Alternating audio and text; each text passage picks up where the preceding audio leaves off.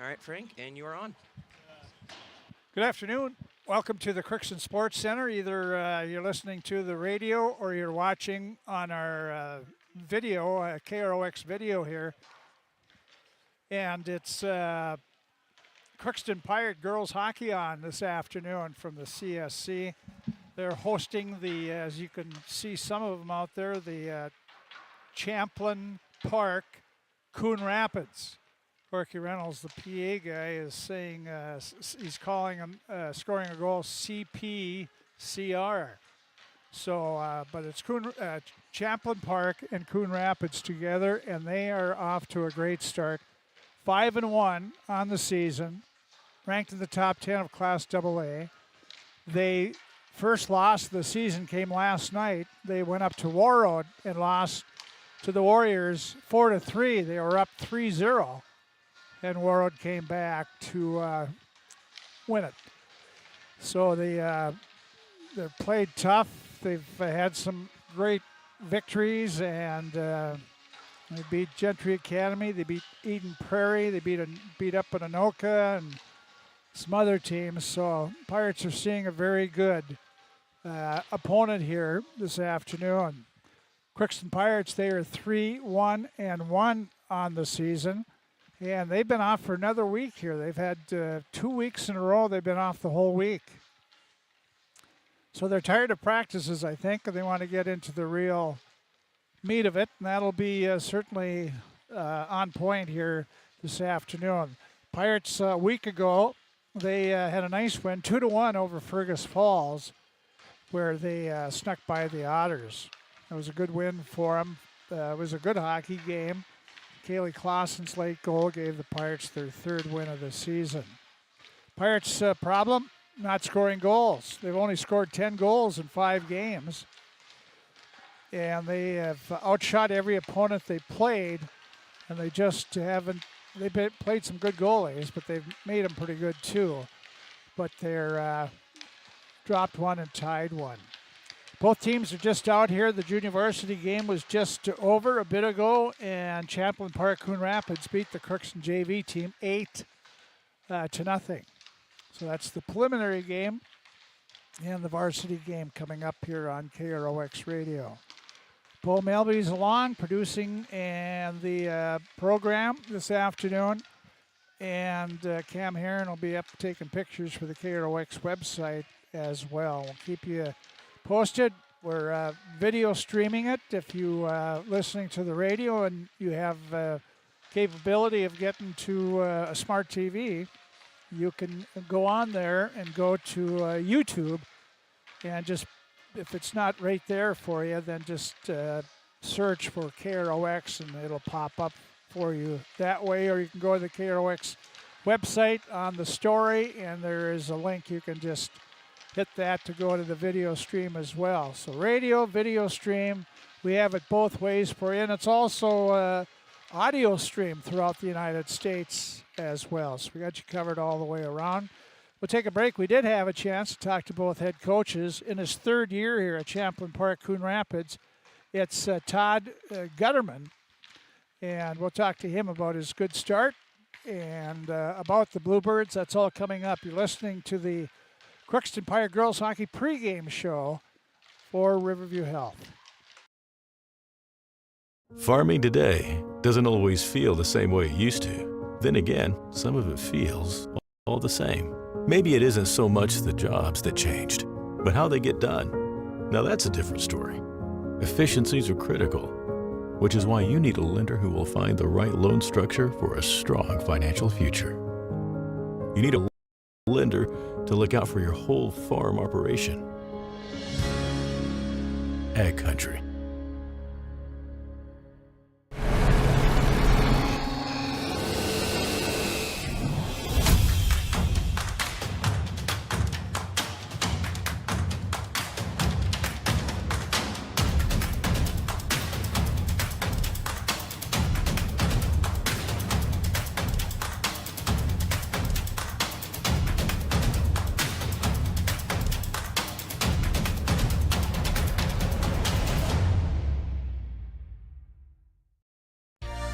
For all of your automotive service needs, call Christian Brothers Ford here in Crookston. We have a service team to handle all of your vehicle's needs. Does your vehicle pull to the right or left? Call and schedule an alignment today. Proper alignment saves gas and wear on your tires. We're here to take care of your vehicle repairs and maintenance. Call Christopher or Jersey in the service department at 281-1338. Make an appointment today with the service department at Christian Brothers Ford of Crookston, where we make it easy. This is my farm. Don't come out here and tell me what I need. I need solutions that work and market options that are worth my time. Small town support that sees the bigger picture. A global network that empowers us. A co-op that's there for us every day. Ever wonder what your city government does for you? They provide police and fire protection, emergency and disaster preparation, building code and zoning enforcement, street repair, cleaning and snow plowing, curbside garbage and recycling collection, plus spring and fall cleanup weeks. They deliver safe drinking water and maintain a wastewater system. They care for 22 parks and provide year-round recreation activities. They give loans for economic development and housing. They do all this and much more with the help of your city employees. Hi, I'm Dr. Angie Smith, optometrist at the Crookston Eye Clinic and Foston Eye Clinic. We aim to provide high-quality products to our patients, things that we use ourselves in treating our own dry eye or coatings that we like to use on our own glasses. We offer myopia control contact lenses for children, which are soft contacts that not only correct their vision, but are designed to slow the progression of their nearsightedness. The eyes lead the body, and we are passionate about helping the eyes be safer, sharper, and faster. In some ways, I'm sure it's good to work on things, but I'm sure in other ways it might get a little monotonous there. Yeah, I mean, it gets tough thinking of things that we need to do at practice. I mean, there's so much that we do need to work on, but I feel like in game situations, it's easier when we just have games. So hopefully this is the last of our week off and we can kind of get into a rhythm. Well, this is where your program is now. You're 3-1-1, which most people would say was great, but I don't think you've felt real great about the overall play up to this point. I haven't, and I know that the girls are feeling it too. They're feeling it's just the chemistry of it all, and everybody's gripping their sticks a little bit too much because that pressure's there. And they think that if they can just go out there and not think about things, not think about scoring goals, that they're going to get those goals that will come down. And hopefully that's what we can do today, is just kind of go out there, play as a team, and have fun. I know when we talk to the girls, whether on the air or off, they're always talking about the greasy areas and things like that. You've been drilling that into them, but that's true. They have to get, really, the team has to get more action in front of the opponent's net. Yeah, and that's kind of the goal we have that joke about the greasy areas, and those are the gritty goals that we're looking for. But in order to get that, we have to have people in front and be able to shoot the puck. I think everybody thinks they got to pass when they should shoot and hold on to the puck when they should shoot. So it's one of those things where I think they just got to figure that out and find the confidence. And once they find that, then they're going to be really successful. One good thing about 5 games is you've outshot every opponent. Yeah, except outshooting them, but only getting 10 goals total isn't really ideal, but they just need to keep shooting the puck and shooting with a purpose, because we got the quantity down, now we just need the quality. How about the line? You shift them a week ago or so, a little more time to work together, and I'm sure you're hoping that they develop some chemistry pretty quick. Yeah, and that's the good thing with this group of girls, is we can move them from forward to D and D to forward. And I know that Kaylee Clausen has really settled into her role on that line with Cassie and Parker, and she found success in the last 2 games, so hopefully she can keep that up, and hopefully Morgan kind of gets in the groove and shakes off the nerves too, so that she can be successful. And right now you're probably as healthy as you've been. Yeah, I mean, we, knock on wood, as we've been very lucky to, everybody's been healthy, everyone hasn't been injured, and getting the full crew back, and hopefully now when we string a couple of good games along, that we'll really get into our groove. Champlin Park-Coon Rapids, the Bluebirds are really flying pretty high. 5-0 they started. Went up to Warroad last night and had an early lead, and Warroad came back and beat them 4-3. Yeah, and that's just the kind of teams that we want to look to play, because if we're playing that high competition, that's where we really can get into a rhythm and play good competition and just skate really well. So hopefully playing a team that's ranked, number 6 in AA, and kind of make our mark and make sure that we go and string 3 periods together. Heard anything about them at all? Have they got some big players or?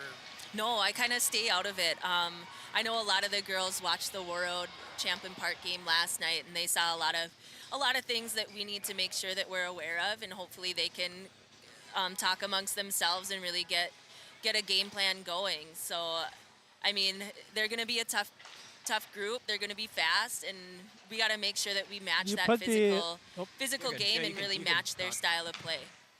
The city's teams have shown they like to play a little more physical than up north, where it's a little more finesse. Yeah, and that's something too where we just got to make sure that doesn't affect us mentally. And I think that's kind of where, once they start playing the physical game, is we get in our heads a little bit and sit back on our heels, because we don't want to make a move and make the wrong move and they capitalize on it. So it's something where we just need to be aggressive right off the bat and really set the tone and own the ice. Sets you up for next week, a little busier week for you. 3 games coming up. Number 2 ranked team in the state, Warroad Warriors, come in here. Big section opponent on Tuesday, and then you go up to the sort of the Iron Range in Virginia. You take on Rockridge Friday night, and then Saturday afternoon section game against I Falls. Yeah, and those are all 3 games that we really want to use to prove ourselves. I mean, everybody's had that Warroad game circled on their calendars for a long time, and we get to see them in our barn, and hopefully we can really give them a good game and keep it close. That's really the goal, and hopefully we can come out on top. And then the other 2 is just making sure that we're getting those wins in our pocket as well. Well, hopefully it's a good game this afternoon, Coach, and we'll see you next week, too. Thanks, Frank. Emily Meyer, coach of the Crookston Pirate girls hockey team. They are 3 wins, 1 loss, and 1 tie on the season, and they're getting ready here. We're getting closer to girls leaving the ice here. Their pregame warm-up has about 4 minutes left in it. They started with 15 minutes. There's some that would say that's too long a pregame warm-up, but that's what they're at. I think just 12 minutes would be suffice. Some even say 10, but 15. Then the Pirates didn't come out for about 5 minutes. So Champlin Park-Coon Rapids has been warming up for about 20 minutes or so. But hey, that's neither here nor there. Champlin Park is wearing their warm-up jerseys, and I was trying to see what was on the front of it. It's some restaurant, Boulevard, some bar and grill sponsors their warm-up jerseys. Pirates are in their familiar white, blue breezers. We'll be back and hear what the third-year head coach for Champlin Park-Coon Rapids, the Bluebirds, his name is Todd Gutterman. We'll hear from Coach Gutterman coming up. You're listening to Pirate Girls Hockey, the Riverview Health pregame show on KROX Radio.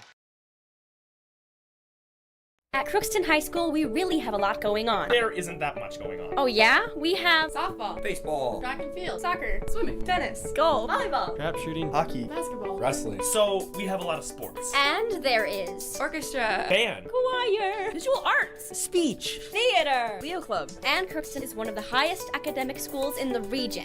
Really? Yeah, really, especially in math and science. I guess we do have a lot going on. Yeah, and that's why Crookston High School is my education destination. Crookston Valley Cooperative would like to thank area growers for their patronage this year and wish you all a safe and prosperous harvest. Since 1979, Crookston Valley Cooperative has been your full-service local agronomy dealer, delivering on the products and service that you've come to expect. For all your fall fertilizer needs, stop by or call Jake at 281-1178. Crookston Valley Cooperative, here to keep you growing. With the fall season right around the corner, Grove Mechanical in Crookston is ready to prepare you for winter. They suggest having your heating system serviced regularly to keep things running smoothly. A skilled technician will clean and service your heating equipment to ensure safe and efficient operation. It's never too early to get ready for the upcoming winter season. Before the cold sets in, call Grove Mechanical today, your hometown heating and cooling professionals. Give them a call, 218-281-3863, or visit their website, grovemech.com. Shopping for groceries is easier than ever with Hugo's Family Marketplace. To simplify life, Hugo's offers convenient online shopping with delivery or curbside pickup at gohugos.com. Even better, shop on the go with the Hugo's Family Marketplace smartphone app. Download e-coupons, recipes, grocery lists, weekly ads, and place your grocery order right from your phone. Save time and save big with Hugo's Family Marketplace, your hometown grocer since 1939. You're gonna find more. Are you an enthusiastic sports fan? Want to have fun and get in on the action? Heck, yes. That'd be awesome. Have great attention to detail? Want to stay active? Definitely. Want to give back to the student athletes in your community? Obviously, yes. Then you'd make an excellent high school sports official. We need more officials in Minnesota, because with no high school officials, there are no high school sports. Sign up today at highschoolofficials.com. From shoulder to hand, hips to toes, and everything in between, the Riverview Health Orthopedic Team has you covered. With advanced training and joint replacements, upper and lower extremity, spine, foot, and ankle care, you know you'll be in good hands with Dr. Spinell, Schall, Sekundiak, Stanky, Kim, and Abasi. For appointments, call Riverview Clinic at 218-281-9595. Riverview Health, exceptional people, exceptional care. Riverview Health. Todd Gutterman, head coach for the Champlin Coon Rapids Bluebirds, and you played 6 games now. Number 6 was last night up at Warroad. I heard you were up, and they came back and won 4-3. Yeah, it was a good game. It was a good battle. Warroad's got a great team like they always do. I would have loved to close it out, but we weren't able to, so hopefully we can rebound today. Well, you've been playing pretty well to start the season. Yeah, the girls, we came up, we were 5-0, so, last night was the first loss, so let's, we want to get back on the winning ways, and we know, Crookston's got a great club, so we're not looking past them. We're expecting a really good game today, so. What you feel the strengths of the Bluebirds are right now? I would just say we're an aggressive team. We love to attack and take away time and space all over the ice. Our aggression leads to a lot of turnovers, and then we just got to take advantage of those opportunities and bury pucks. How about defensively? We're solid. We're solid at forward, we're solid at D. Goaltending's good. So, I think we got a complete team. But even when you talk about defensive, our forwards do a great job in the D zone as well. So it's a team defense. You play in, Section 5? Section 5 AA. Yeah, Section 5 AA, and like I've said a couple times now, it's a deep section. You have obviously Maple Grove, Centennial, Rogers, North Wright County, Roseville, Matamidi moved in there, and then Moundsview, Irondale, and OPC, and us. So, it's a tough section, but we'll see where we end up in February. What were the aspirations before the season? Yeah, it's the same with every, right? You want to do well in your conference, do well against those section opponents. We're really fighting to be one of the top 4 seeds. And then from there, hopefully we have an opportunity to make it to St. Paul. Are you full strength? Yes. Yep, we have everybody. Everybody's healthy right now, which is a good thing. So, it's just we got to play our game and see what happens. What has been your best game so far this season? Yeah, it's tough to say. I think probably the most complete game was Anoka. I think the shots were 39-2. They're a pretty solid club, but we just, it was the first time we put 3 periods together. We've had this just in Warroad again last night, right? We were putting parts of games together, but we haven't really put 3 periods, and that was probably the one time we did. You mentioned Crookston a little bit. What have you heard about him, if anything? When we were going to set up Warroad this year, I had a small target of teams. They were one of them because I know they have a good, talented group here right now. And I know that, I think even in their loss this year, I think they lost to Prior Lake, but they outshot them 2-1. So we know they got a good club, and it's going to be a tough challenge. Coach, good to see you. Thanks for coming up here, and hopefully it's a good game this afternoon. Have a safe trip home. Awesome. Thank you very much. That is Todd Gutterman in his third year as head coach at for the Champlin Park-Coon Rapids Bluebirds team. His 20th year of coaching. He coached in, I think, St. Paul youth for about 10 or 11 years. Then he went to, he was at Andover for a year as an assistant there before he came over to Champlin Park-Coon Rapids. So he's been with some pretty good teams, and he's got one here this year. They're 5-1 on the season. Well, the Zamboni is out there as the two teams are off in the locker room now.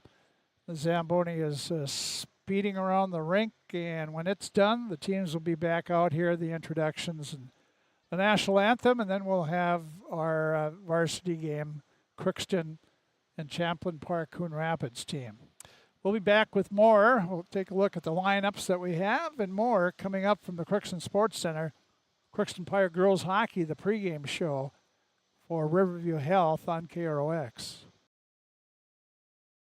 It's always growing season here at United Valley Bank. We're focused on growth for our customers and communities, success for farms and businesses, and improvement for ourselves. Partner with us, and you'll see firsthand just how much the right hometown banking team can change your perspective. Together, there's no limit to the heights we can reach. United Valley Bank, our roots make us stronger. Member FDIC, an equal housing lender.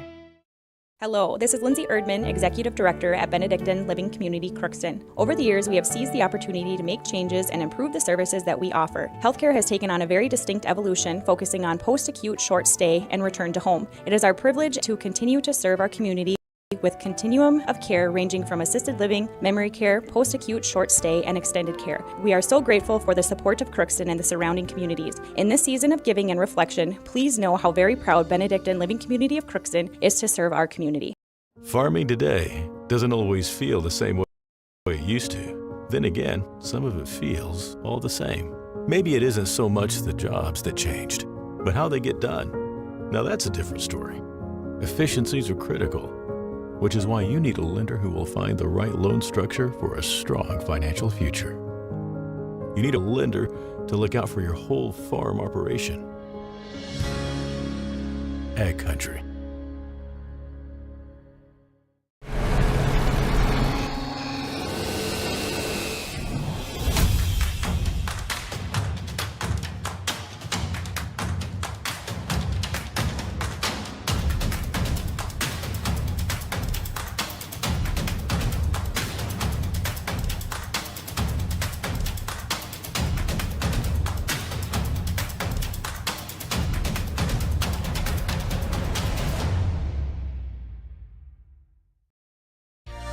For all of your automotive service needs, call Christian Brothers Ford here in Crookston. We have a service team to handle all of your vehicle's needs. Does your vehicle pull to the right or left? Call and schedule an alignment today. Proper alignment saves gas and wear on your tires. We're here to take care of your vehicle repairs and maintenance. Call Christopher or Jersey in the service department at 281-1338. Make an appointment today with the service department at Christian Brothers Ford of Crookston, where we make it easy. This is my farm. Don't come out here and tell me what I need.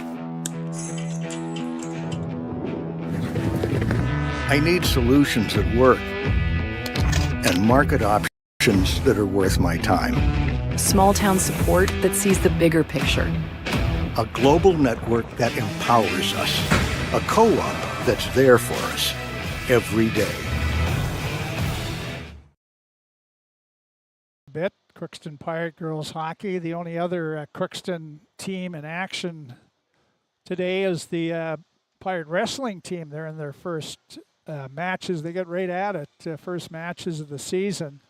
They're over at Hillsborough Central Valley Dual Tournament, and they wrestle 5 matches this morning and this afternoon. They're first match was against Mayville Portland, and the Pirates got edged 39-30. Then they wrestled a very good New York Mills squad. They beat the Pirates 58-18, and then Grafton, North Dakota beat Crookston 42-24. They have a couple matches left. A good DGF team, Dilworth, Glen, and Felton. Then they end up with Northern Cass of North Dakota. Other things going on today. Other girls hockey. East Grand Forks, they whooped on Benson Morris a couple back-to-back games. Benilde St. Margaret's at Thief River Falls. East Grand Forks is at Fergus Falls. That'll be an interesting score. And then, as I said, Benilde St. Margaret at Thief River Falls. And Worthington is at Detroit Lakes. Boys hockey, East Grand Forks, are they number one in the state? Class A? I'm not. Yeah. East Grand Forks is at St. Cloud Cathedral. We've seen Cathedral a bit at the Thief River Falls. They played before the Crookston girls did, and they tied Thief River Falls. But East Grand Forks is at St. Cloud Cathedral. Bagley Fosson's hosting Becker Big Lake. Warroad is at Matamidi. Mayville Portland, North Dakota is up at Baudette. That's a long run for them. Take on Lake of the Woods. And Roseau is at Brainerd this afternoon. UMC College Club Hockey, they won last night over St. John's University. They'll play them. They are playing them at Sartell. And UMC men's and women's basketball are at Bemidji State starting at 3:30, the men's first. And girls basketball, Perham, who's probably the class of 8AA, or one of them anyway, they just got shellacked at Hopkins in that breakout thing. Minnehaha Academy, 82-45 over Perham. Mahnomen Wabbins at New York Mills in both boys and girls. Actually, the boys beat New York Mills 77-51. And East Grand Forks takes about a 10-minute trip across the bridge, and they'll take on Grand Forks Central in girls basketball. And other things, Fertile Beltrami, Roseau, they're all at the Foston Bagley tournament today. College football, the playoffs in the FCS, second round. North Dakota State, the Bison are on the road for one of the few times in history in playoff football. But they're on the road at Montana State, taking a former Brett Vegan is the former offensive coordinator for the Bison. He coaches Montana State, so they play this afternoon at 2. We're underway. Mercer University of Georgia was at South Dakota State down in Brookings. Sacramento State, who beat the University of North Dakota last week. They're at the University of South Dakota inside at the Dome there. And Southern Illinois, also out of the Missouri Valley. They are at University of Idaho this afternoon. The Bison and Montana State are tied 7-7. South Dakota State is all over Mercer, 31-0, and South Dakota is beating Sacramento State 24-14 in those games going on. Gophers, they beat Penn State handily yesterday. They'll play Penn State at 5 o'clock this afternoon. Gopher women's basketball is probably done. They hosted Drake, and the Gophers are in their double overtime. We still have 2 minutes to go, and the Gophers lead by 4, 90-86. And the Timberwolves are hot. They're at Charlotte starting at 4 this afternoon. So a lot of stuff going on. Big college football this afternoon.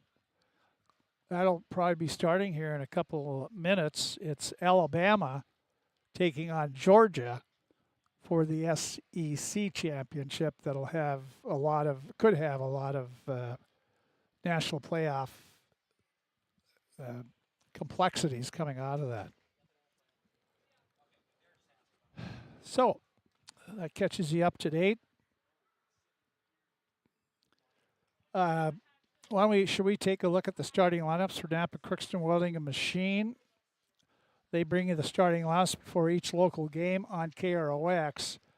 And they have the Legend batteries at Napa, Crookston, Welding, and Machine. And they have the best batteries, and you'll find them just by stopping out. They have the batteries for any mode of transportation that needs a battery. They'll have it. If they don't, they'll certainly get it for you. I guarantee that puppy will start the first time every time with the Legend battery. It's been an unusually mild start of winter, and we'll enjoy it while we can, but we all know there's stuff coming up. And you want to make sure that battery starts first time, every time. You'll find that as Napa Crookston Welding Machine bringing you the starting lineups before each local game we carry on KROX. As the Pirates hit the ice, led by their goaltender Campbell Frigge. Champlin Park-Coon Rapids Bluebirds. Todd Gutterman, his third year as head coach at the schools. Assisted by Vince Stevens, Neil Sawyer, John Yunker, and Nicole Stahlberger. And they're 5-1, as I said. Starting in goal will be Madeline Wastrel. She's a junior. She played last night up at Warroad in that 4-3 loss. She has a 1.67 goals against save percentage at 90% as a shutout. Lily McKenzie is a junior. She's a leading scorer. She has 7 goals, 7 assists on the year. She's a junior. She has June Semling, a freshman, at one wing, and Sydney Bernovic, a sophomore, at the other wing. Taylor Zahalka, a junior, is at center in their second line. Tessa Bowden, a sophomore, on one wing. Kyla Ketting, a senior, at the other wing. Third line will be a freshman, Caitlin Easton, at center. Olivia Reed, a sophomore, at one wing, and Evelyn Semling, a senior, at the other. Defensively, they rotate 5.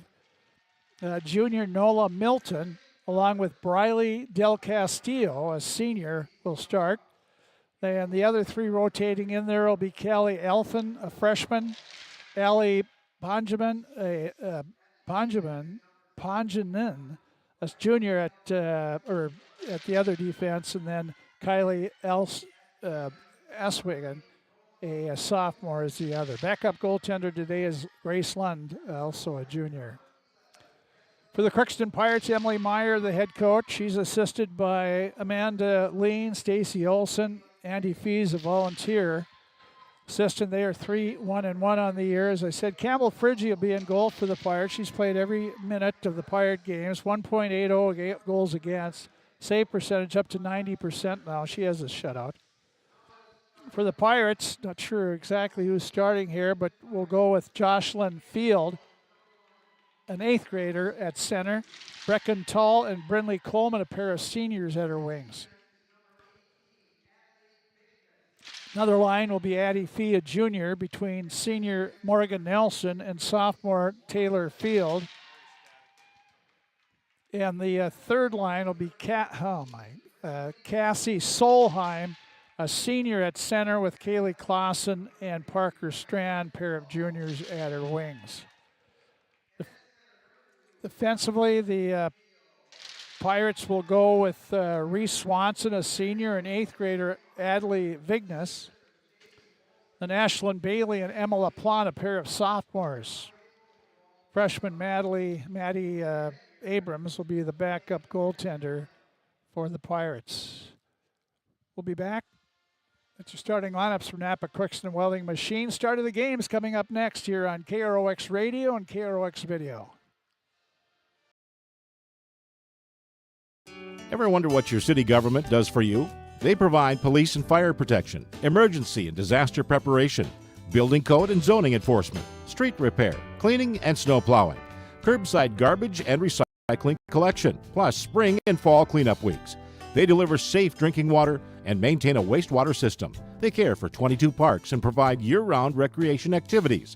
They give loans for economic development and housing. They do all this and much more with the help of your city employees. Hi, I'm Dr. Angie Smith, optometrist at the Crookston Eye Clinic and Foston Eye Clinic. We aim to provide high-quality products to our patients, things that we use ourselves in treating our own dry eye or coatings that we like to use on our own glasses. We offer myopia control contact lenses for children, which are soft contacts that not only correct their vision, but are designed to slow the progression of their nearsightedness. The eyes lead the body, and we are passionate about helping the eyes be safer, sharper, and faster.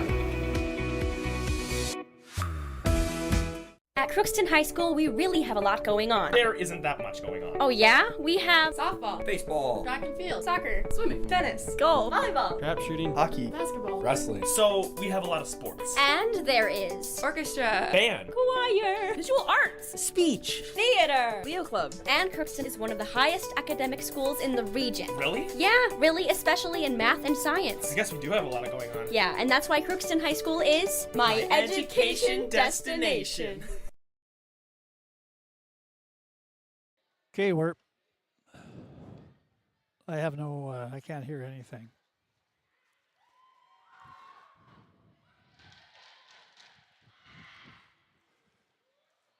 Well, I hope I'm on the air. I can't hear a thing, but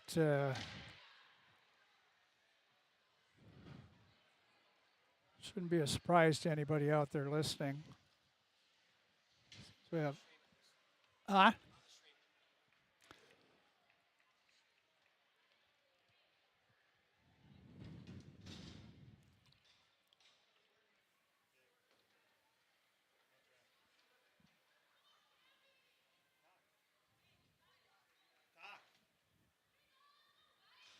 Pirates are going to our left.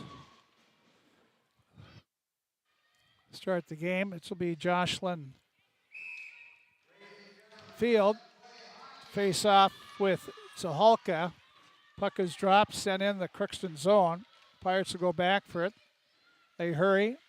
It's overskating the puck is Swanson. Now she's tied up in the corner, bumps one gal down, and Swanson's going to take a penalty in the first 19 seconds of the game.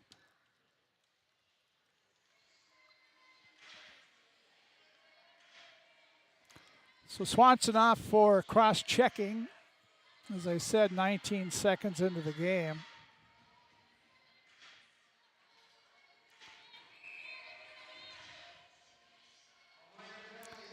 So here comes the Champlin Coon Rapids on the power play. Back to the point. They control it. On the point, they have McKenzie, their leading scorer, and the puck is gloved at the shot and gloved by the left-handed glove of Campbell Friggy.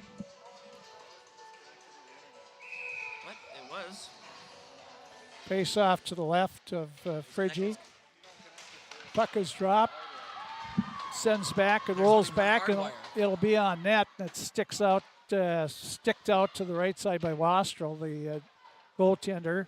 Champlin Park's defenseman Benjamin having some problems controlling it. Gets it out to center. Pirates dump it in. And back for it is Champlin Park-Coon Rapids. Here they come out of the zone. Out to center at the Crookston blue line, gets by a couple and still coming in, stops, looks back to the point of the power play. That's sent in by McKenzie, centerman playing defense on the power play. In the middle anyway, here's a puck, goes wide, Fee clears at the far boards. Here's a shot, tipped away, in front, they score. The puck was tipped. It went behind Friggy. Campbell went down there, and it just caught the corner of the net. The referee was emphatic with the signal, and a power play goal for Champlin Park-Coon Rapids, and they take an early 1-0 lead on a power play.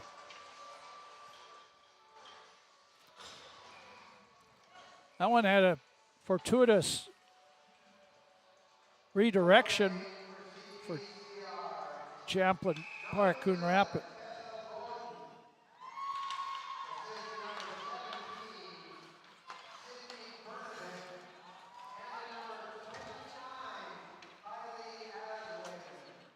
So Bowden gets the goal, assisted by Bernovic. And Aswagen on the assist on the goal. Crookston at their own blue line with it, trying to work her way up, and puck was knocked away from Vignes. The Pirates can't get it out. Kept into the point by Elfin. Now it's Crookston bad pass in their own zone. Knocked back in the corner. Pirates back, or actually getting there first, was Semling. That's Evelyn Semling. 2 of them on the team. Here it's still behind the Crookston net. Taken by Champlin Coon Rapids. Back to the point to Elfin. She comes on the near side to Benjamin. Now it's sent behind the net. Swanson comes to Bigness. Bigness left wing pass into traffic. Pirates were able to get it out to the neutral zone area. Now turning around right back in is Easton. Easton got by one Pirate, dumped it in on the stick of Swanson. She comes over to the near boards. Strand there for Crookston. Parker Strand up to Jocelyn Field. She's in the Bluebirds zone, but they come right back to center, poked away, but the Bluebirds at the Crookston blue line knocked away nicely by Field. She makes a move at center ice, comes with off the right side to Coleman. She drops the pass way too far, and the Bluebirds come back at the Crookston blue line. There is a pass that pops up for Coleman. She'll catch it right circle, try to pass across, and the goaltender, Wastrel, scooped it up and held on. Get a face-off in the Champlin Park-Coon Rapids zone. The Bluebirds lead 1-0 here. We played 3.5 minutes of the first period. Face-off to the left, and Bluebirds get the draw. Comes out to center ice. Here's back in the zone. Coleman to Field. Coleman, and she is trying to bat along the boards. It pokes out, skating it in as LaPlante backhands it on. Stick saved by Wastrel. It's Field with it again. Skates back to the blue line. Left it for LaPlante. Here in front, a shot right on, save.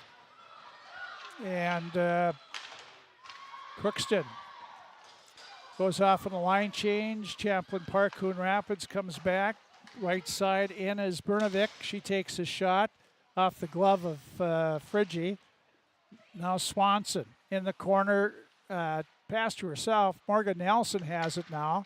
Nelson to Field. Taylor Field out to center. Still battling at it. The Pirates punch it in the Bluebird zone. The goaltender reaches down Wastrel and holds on to it.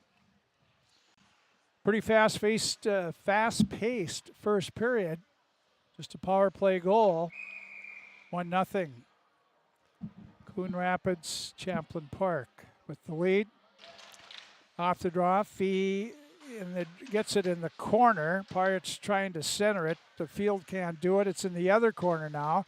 Morgan Nelson tried to get it back to Field. Morgan with it again. Again, she tries it there. Field doesn't see it. She got her now Fee battles at it. It's along the far boards in the Bluebird zone. Punched out by Field. She's knocked down. And they try to come, well, they do come out. Nice stick handling by Benjamin. She gets outside the blue line. Knocked away. Here's Nelson to Fee. That was too far. Field track it down. Centers it. Nobody there for the Pirates. Vignes pinching in, and she is knocked down again. And the Pirates get control of it again, and Strand sends it in. Here is back in her zone, DeCastillo. She gets it up. And Semling, Evelyn Semling, she had it knocked away again by Strand. Good forechecking here by the Cassie Solheim line. Solheim tried to center it. It's in that slot area, but Pirates can't get it. Clausen battles for it up in the high slot. Now it's carried out to center, knocked away by Solheim. Here's Cassie coming in a breakaway shot. She fanned on it. Goaltender Wastrel makes the save and then covered up. Cassie Solheim in front by herself, and she didn't have much of anything to shoot at except the goalie, but she never got it up to the net. She just fanned on it. Well, at least you can say that a good forecheck is where you can help that out. That can give that credit to creating some issues for the Bluebirds, and Crookston get a pretty good opportunity from it at least.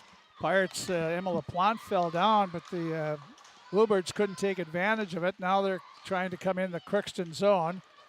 In is Bowden, goes to the right side. Bowden, she's knocked down. They're going to call another penalty on Crookston. And this time, it will, looks like it'll be on Emma LaPlante. Cross-checking. Well, not the recipe of success, clearly, after they already got a power play goal, but hopefully Crookston's kill can be a little bit better. Granted, that goal had a good bounce for Champlin Park Cedar Rapids, so we'll see if the Pirates can use that momentum they had before this penalty and kill this off. Champlin Park-Coon Rapids with the puck, setting it up on the power play again. They've had 2 here in the first 7 minutes of the game. There's a shot for the point.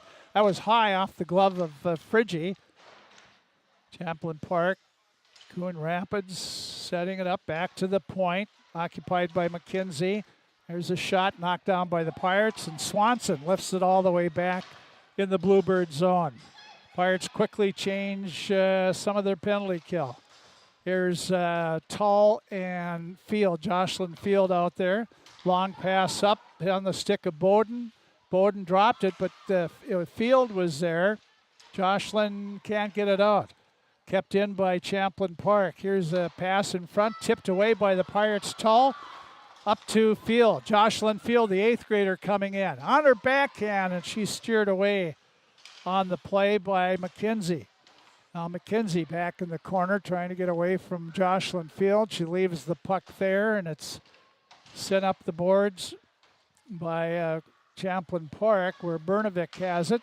Her pass is intercepted by the Pirates, but Bigness gave it right back. Now Jocelyn Field. Left wing pass to her sister Taylor. Taylor can't quite get the angle to get in. She goes back behind their net. And Champlin Park-Coon Rapids has it. And they look to come out.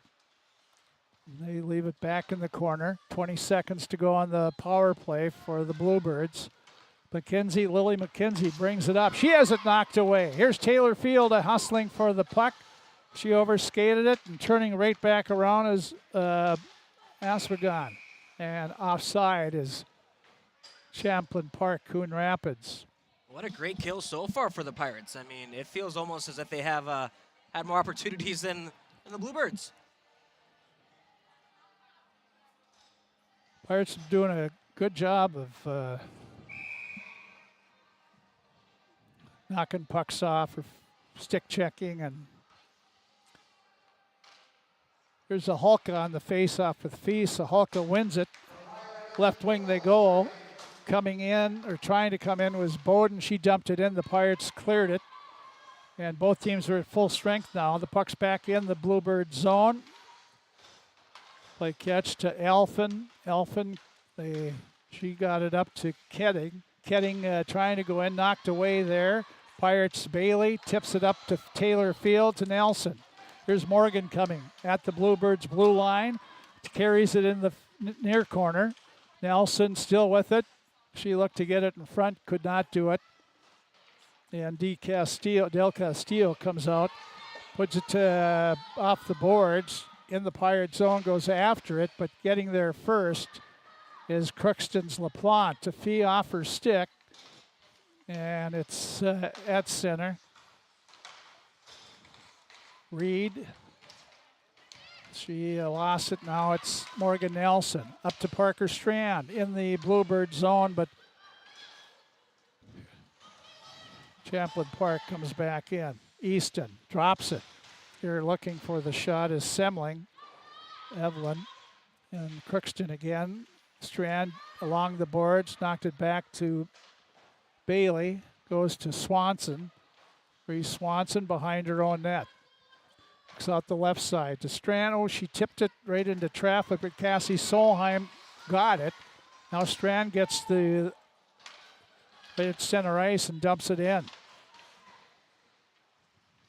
Now it's coming up at center with it. McKenzie, or that wasn't McKenzie, that was Aswagan, the big defenseman. Crookston tried to get it out, couldn't do it. A dive there by McKenzie, no call. And Crookston Bigness, the 8th grader, off the stick of another 8th grader, Field. And it's back. They wave off icing. Playing the puck is Milton. Milton lost it. Pirates in front, and they can't get it connection there. And the Pirates now back at the point. This is Bigness. Her shot found its way to the net, hit the side of the net on the ice. Here they jam it up behind in the near corner. Dug out by Toller, trying to dig it out. Now she has it taken away. Toll gets it back, puts it toward the Bluebirds net, but cleared out. Not far enough for icing. Swanson will have to play it. She takes it behind her own net, and they're right on her. That's good speed shown by June Semling, just a freshman. Crookston clears it to center. Coming back in is Benjamin. Benjamin drops it. Here's a shot right on by Bernovic. And making the glove save is Friggy.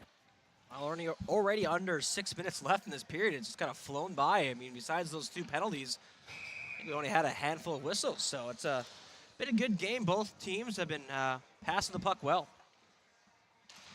Ryan Ingman is one of the referees. Not sure the other one. Bobby Bregman, maybe? I think I heard. And the linesman is Brent Stahlecker from Crookston. Puck dropped and controlled by the Bluebirds. Back to the point. Occupied by Aswagun.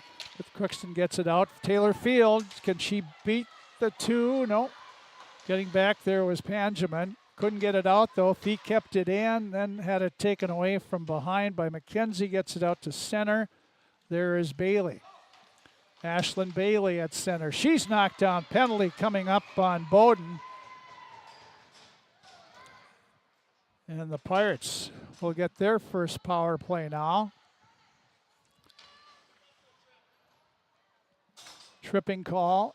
Yeah, an easy call to make, too, so nothing to argue there. So Pirates' first power play, see if they can use some momentum they've had. They've had a pretty good start so far, obviously down 1-0. Big opportunity here. Face off to the left of the goal. The puck was loose there, but it's picked up by Benjamin, or by Zahalka. She sends it in the Crookston zone, goes after it, but Swanson gets there first. Behind the Pirate net to Vignes. Tough pass into traffic, intercepted by the Bluebirds. They lost it, knocked away, and Morgan Nelson with it now. Morgan's at the blue line. Try to cut to the middle, has the puck still with it. Centers it, and absolutely nobody in front. Sent down ice. You're not going to score any goals, you don't get in front of the net. Your back is Vignes. She's knocked down. Puck taken away by the Bluebirds, and they're going to get called for another penalty here, and this will be a tripping. Well, just like that, a 5-on-3 opportunity here for 1:15. This could be a huge moment here for Crookston. I was a little nervous. I looked over. I saw the goaltender for the Bluebirds there wash her out of the net. I was like, wait, who got the penalty? But Crookston gets 5-on-3 here, and we'll see if this line can get a goal. Minute 15 on a 5-on-3 power play. Puck dropped. Coleman back to the point. Bailey. Bailey takes the shot, misses the net. Here's LaPlante slapping her stick. She wants the puck. She knocked it over to Tall. Her shot didn't get off. Now it's kept in on in the corner. Jocelyn Field with it. She's being tied up there by a much bigger player. Back to the point. Here's Bailey again off the blocker of the goaltender, Bostrel. Crookston, Bailey. Over to LaPlante. LaPlante back to Bailey. Bailey to in the right circle to Tall. Her shot that deflects off behind the net. Tall again in the left circle. A shot on, saved by Wastrel. The Pirates are taking a lot of shots from outside, and goaltender has a lot of time to see that with no traffic in front. And there's also no rebounds either. I mean, even if they could crash the net, I mean, there's really just not any opportunities for the Pirates right now. But I'd like to see them crash the net a little harder. Fee wins the draw cleanly that time. Here's Swanson. Her shot. Fee had knocked it down, but didn't get on net. Now the Pirates have to come back out. Oh, there's a tough pass. Picked up by Fee, though. Fee coming in over to Morgan Nelson. We're left circle. And again, the Pirates high shot, and they're tested the glove of Wastrel. And we can see so far that's not where you want to test. No, it's been pretty easy so far for Wastrel. I mean, really just having a lot of, again, far away shots, so plenty of time to see it right into the glove. Fee wins the draw again, and now she goes down into the boards on her knees. Picked up by the Bluebirds, who got one back, so it's 5-on-4 power play now. Morgan Nelson on her off wing had a tough pass to handle there. It's in the corner. She ties up there, trying to dig it out. The Pirates do. This is Taylor Field. Field with it behind the net to Morgan Nelson. Nelson to Fee in front. Fee a shot, or he gets a rebound. She scores. Patty Fee scores on the power play, so each team's got a power play, and we have a 1-1 game. And Frank, where did you score that? Low in the slot, right outside the blue paint. That's exactly what we've been wanting to see so far today. And granted, being on the power play definitely helps, but a great opportunity there, and just great effort by Fee there just to chip away. I mean, was denied once, kept on firing, and found the back of the net. Crookston off the draw, sent in by Reese Swanson. Back is Champlin Park. The side, Vignes trying to keep it in. She goes down, gets back up, and does wrap it around the boards. Rings to the far boards, over for it. The Bluebirds kept in by Coleman. They're still battling just inside the Bluebirds' blue line. Now they get it out to center. LaPlante. Plante digs out the puck. Now she tries to center it. There's Toll, and what a glove save by Wastrel. Great pass by LaPlante right on the stick of Brecken Toll, but Wastrel got the quick left glove out there. Wow, a great opportunity there to get over there. And just listening to who got the assist there, Nelson and Field, Taylor Field. So just a great opportunity though, but yeah, Wastrel went going from her left to her right very cleanly and quickly and made that save. It was a nice one. Pirates have outshot Champlin Park-Coon Rapids 12-4. It's a 1-1 game. Pirates are going to be called for icing here. Bailey's pass was off the mark. We'll see the last few minutes here. Crookston's really been dominating. Granted, having a 5-on-3 penalty helps, or power play, but still, even before that and now after, it seems like they're really starting to click. For Crookston on the power play, that is their sixth power play goal in 19 attempts. So they're up 30% on the power play, which isn't bad at all. No, it's not. They just gave up their second power play goal of the season, though. And the first goal of the game for Champlin Park-Coon Rapids. Back at the point, there's shot off the stick of Ashlyn Bailey in the far corner. Ashlyn there behind her net in the near corner. LaPlante's pass off the mark. Oh, it's kicked up by Cassie Solheim. She's checked on the play. The one referee did catch it. And it'll be assessed for interference. Interference call coming on Champlin Park. Coon Rapids, it'll be on Bowden. Her second penalty of the period. Yeah, I mean, that would have been a breakaway if not for that interference, so an easy call to make. And Crookston see if they can find this power play magic. Again, as you said, they're scoring on a good clip. See if they can get another one to get the lead before the period wraps up. Back in their own zone, they fire it down ice right on the stick of McKenzie. Comes in a breakaway, she hits the pipe. Hit the pipe on the right side of Friggy. Wow. That had to be a design play. That was incredible. Yep. Here's Swanson now. Her pass way too far for Nelson. It'll be a icing call. Good idea by Reese. Just put it way too far for Morgan.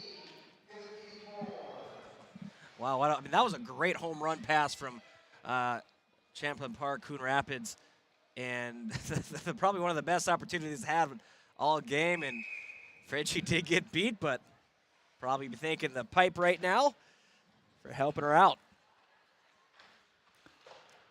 Yep, that was a design play, no doubt about that. Here comes Crookston, got it to the Bluebirds' blue line. Morgan Nelson fell down. Puck picked up by Bernovic. 25 seconds to go in the period. It's on net. Friggy puts it off in the corner, and the Pirates, Reese Swanson, quickly there. Reese looks right wing, right on the stick of Field. Taylor Field in the Champlin Park zone.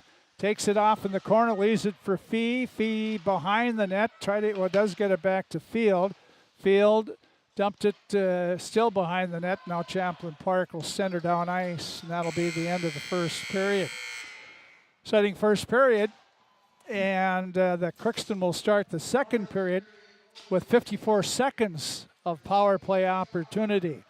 But after one period of play, in a fast 17 minutes, the Crookston Pirates have come back to tie it 1-1 after one. Your scoreboard update for Draft Sports Bar and Grill. We'll be back. Take a look at the stats and all that coming up next here on KROX Radio and KROX Video.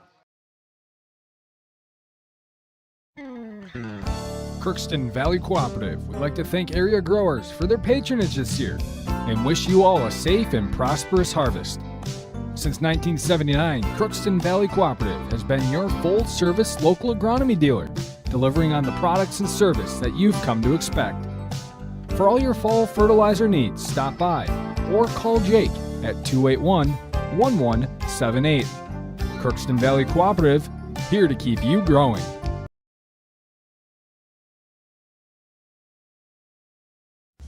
With the fall season right around the corner, Grove Mechanical in Crookston is ready to prepare you for winter. They suggest having your heating system serviced regularly to keep things running smoothly. A skilled technician will clean and service your heating equipment to ensure safe and efficient operation. It's never too early to get ready for the upcoming winter season. Before the cold sets in, call Grove Mechanical today, your hometown heating and cooling professionals. Give them a call, 218-281-3863, or visit their website, grovemech.com.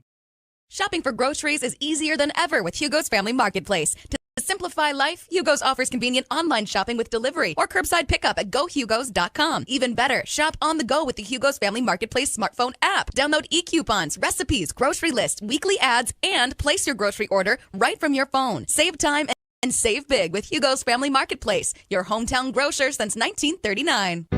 You're gonna find more low prices, more great stuff when you go to Hugo's. Are you an enthusiastic sports fan? Want to have fun and get in on the action? Heck, yes. That'd be awesome. Have great attention to detail? Want to stay active? Definitely. Want to give back to the student athletes in your community? Obviously, yes. Then you'd make an excellent high school sports official.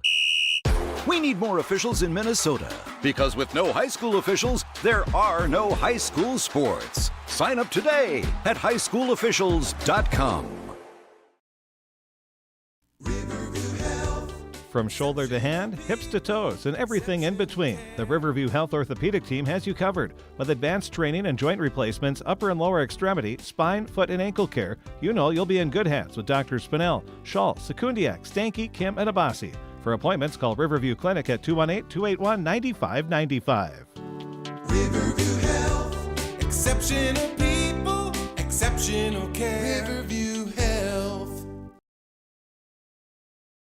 It's always growing season here at United Valley Bank. We're focused on growth for our customers and communities, success for farms and businesses, and improvement for ourselves. Partner with us, and you'll see firsthand just how much the right hometown banking team can change your perspective.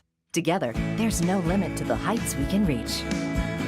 United Valley Bank, our roots make us stronger.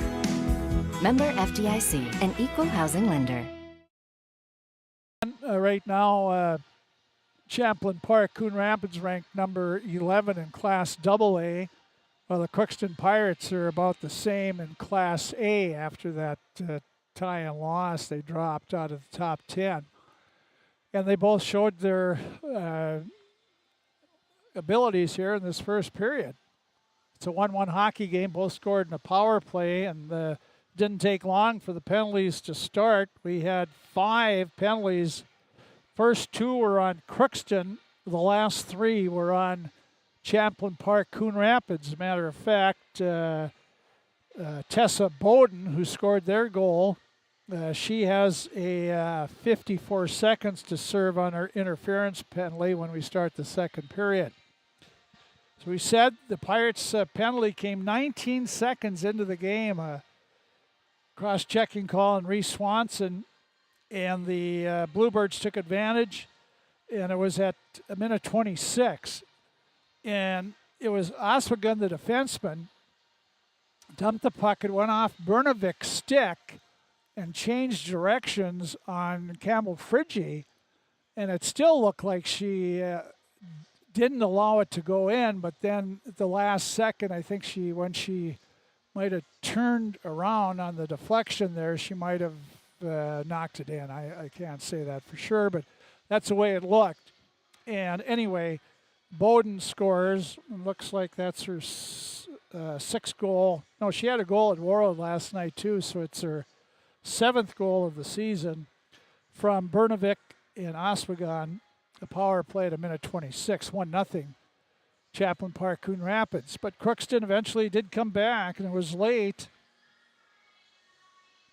And it was with Zahalka, went off for a tripping. And the Pirates did get the equalizer. It was Taylor Field and Morgan Nelson. They worked the puck, kept the puck in the zone for the Pirates, put it toward the net.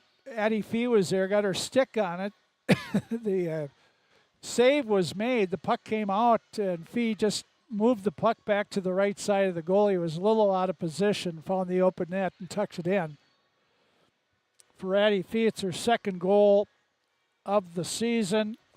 And I believe both her goals, no, that's her first power play goal of the season from Morgan Nelson and Taylor Field at 14:20 of the first period. It's a 1-1 game. As we said, there was 2 penalties on Crookston. Champlin Park-Coon Rapids was 1 for 2 on the power play. And Crookston did have a 5-on-3 for well over a minute. But they killed one off, Champlin Park did, but the second one they did not. And then Bowden took that penalty toward the end of the period. And the Pirates will have 54 seconds to serve, or on a power play to start the second period. In the shots department, 12-4 favors Crookston. 11 saves for Madeline Wastrel, a junior goaltender, and 3 saves for junior goaltender Campbell Frigge of Crookston. So that pretty much in a nutshell gives you the stats of that first period of play. Second period should be as interesting. The Pirates really came out and I thought did a good job. Not so much forechecking, but at center ice, picking them up at center ice and not letting get too much into the Crookston zone, which the 4 shots indicates there. And if they can keep that up the rest of the game,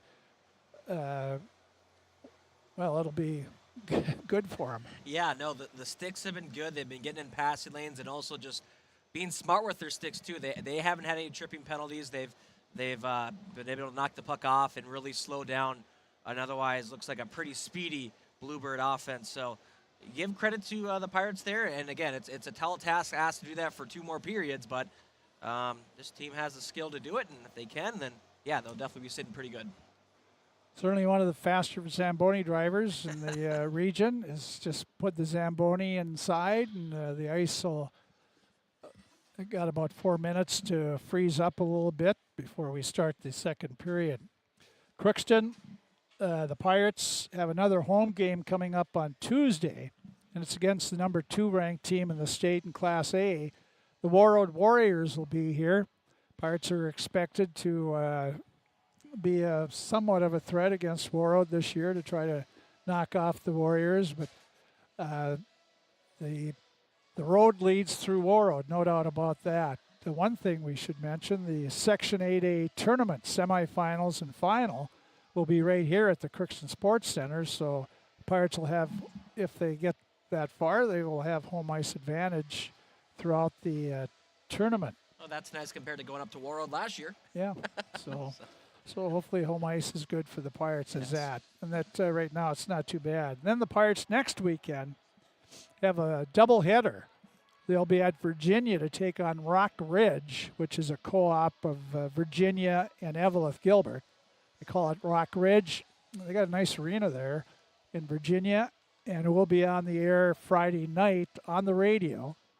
And Saturday, the Pirates then go to International Falls to take on a section opponent, International Falls Broncos, and that'll be a, not sure, 1 o'clock or 2 o'clock game, I can't think. We will not be broadcasting that on the radio or video on Saturday.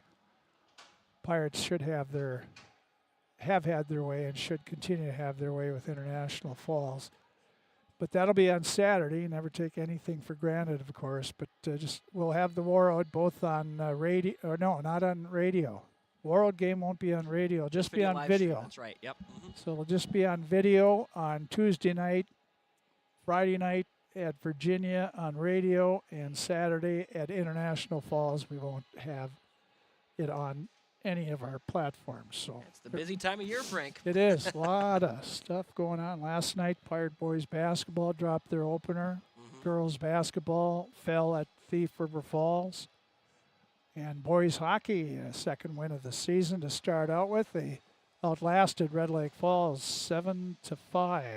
Quite the game. Yeah. That's for sure. So Coach Hardy's got his team out, 2-0. Teams that they lost to last year, Kitson County Central and Red Lake Falls, but able to turn the tables here in the early part of the season. So pretty exciting time for them.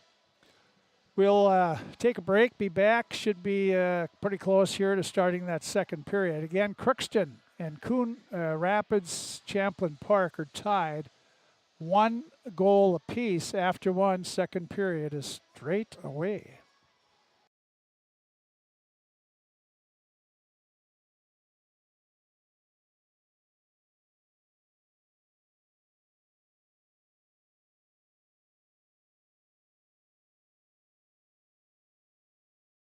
Hello, this is Lindsay Erdman, Executive Director at Benedictine Living Community Crookston. Over the years, we have seized the opportunity to make changes and improve the services that we offer. Healthcare has taken on a very distinct evolution, focusing on post-acute, short stay, and return to home. It is our privilege to continue to serve our community with continuum of care ranging from assisted living, memory care, post-acute, short stay, and extended care. We are so grateful for the support of Crookston and the surrounding communities. In this season of giving and reflection, please know how very proud Benedictine Living Community of Crookston is to serve our community. Farming today doesn't always feel the same way it used to. Then again, some of it feels all the same. Maybe it isn't so much the jobs that changed, but how they get done. Now that's a different story. Efficiencies are critical, which is why you need a lender who will find the right loan structure for a strong financial future. You need a lender to look out for your whole farm operation. Ag Country.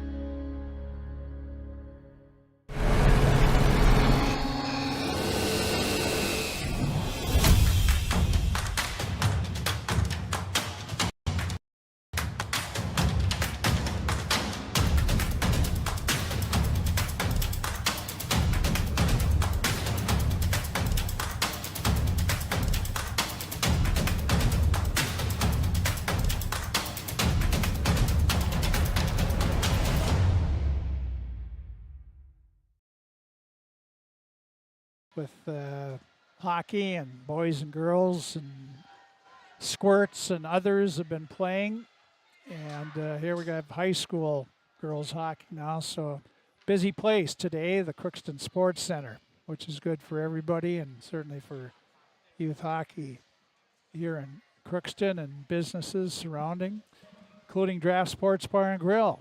They are your sponsor of our scoreboard updates. We told you 7-3. Atlanta is leading, or Georgia is leading Alabama. start their SEC championship game, 7-3 Georgia early. Here it's 1-1. Crookston, well, Coon Rapids, Champlin Park will have to sit in the penalty box for 54 seconds. Pirates will have a 5-on-4 power play here. And they're going to start out with the field line. Jocelyn Field with Brindley Coleman and Brecken Tall.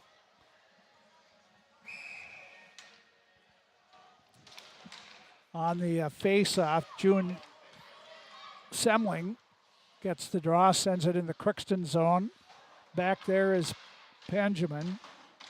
It's Pirates try to get it out of the zone. Here's a shot that's up high and wide of the net. Taken by here's a long pass. That's going to be right on net. Saved by Wastrel. She elects to hold it as she had Brecken Tull coming in on her. Face-off will be to her right side.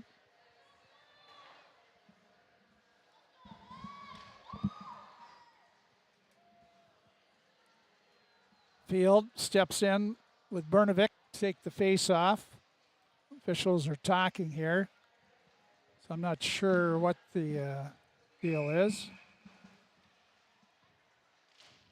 Puck dropped, and Pirates fighting for the draw. They get it. Coleman in the corner. Gets it back. Here's a one-timer by Vignes. Got on net. Blocker save by the goalie, and they fired all the way back down ice. Stick save by Phrygian. Elects to hold it on. There was back cross-check, everything else by June Semling as she drilled Jocelyn Field from behind down and into the boards. I'm surprised there's no call there. Honestly, I can't believe that. Wouldn't be a call on that. Puck drop. Suppose it's, here's Taylor Field, puts it off the boards to herself. She tries to catch up. She does. Put it right in front over the stick of Morgan Nelson, the rebound. Fee in the corner, battles there. Coon Rapids, Champlin Park back at full strength. They're still jamming it in the corner. Fee there. It's kicked out to the far boards. Coming in is Bailey. Kept it in. Now Ashland still battling for it. And Champlin Park-Coon Rapids gets it to center. Vignes backhands it up to Field. Tips it to Fee. Knocked down by Bernovic. She has it knocked away by Fee. Fee in the zone. Turns around from behind. Falls down. And here comes Champlin Park-Coon Rapids. Coming out with it is Milton.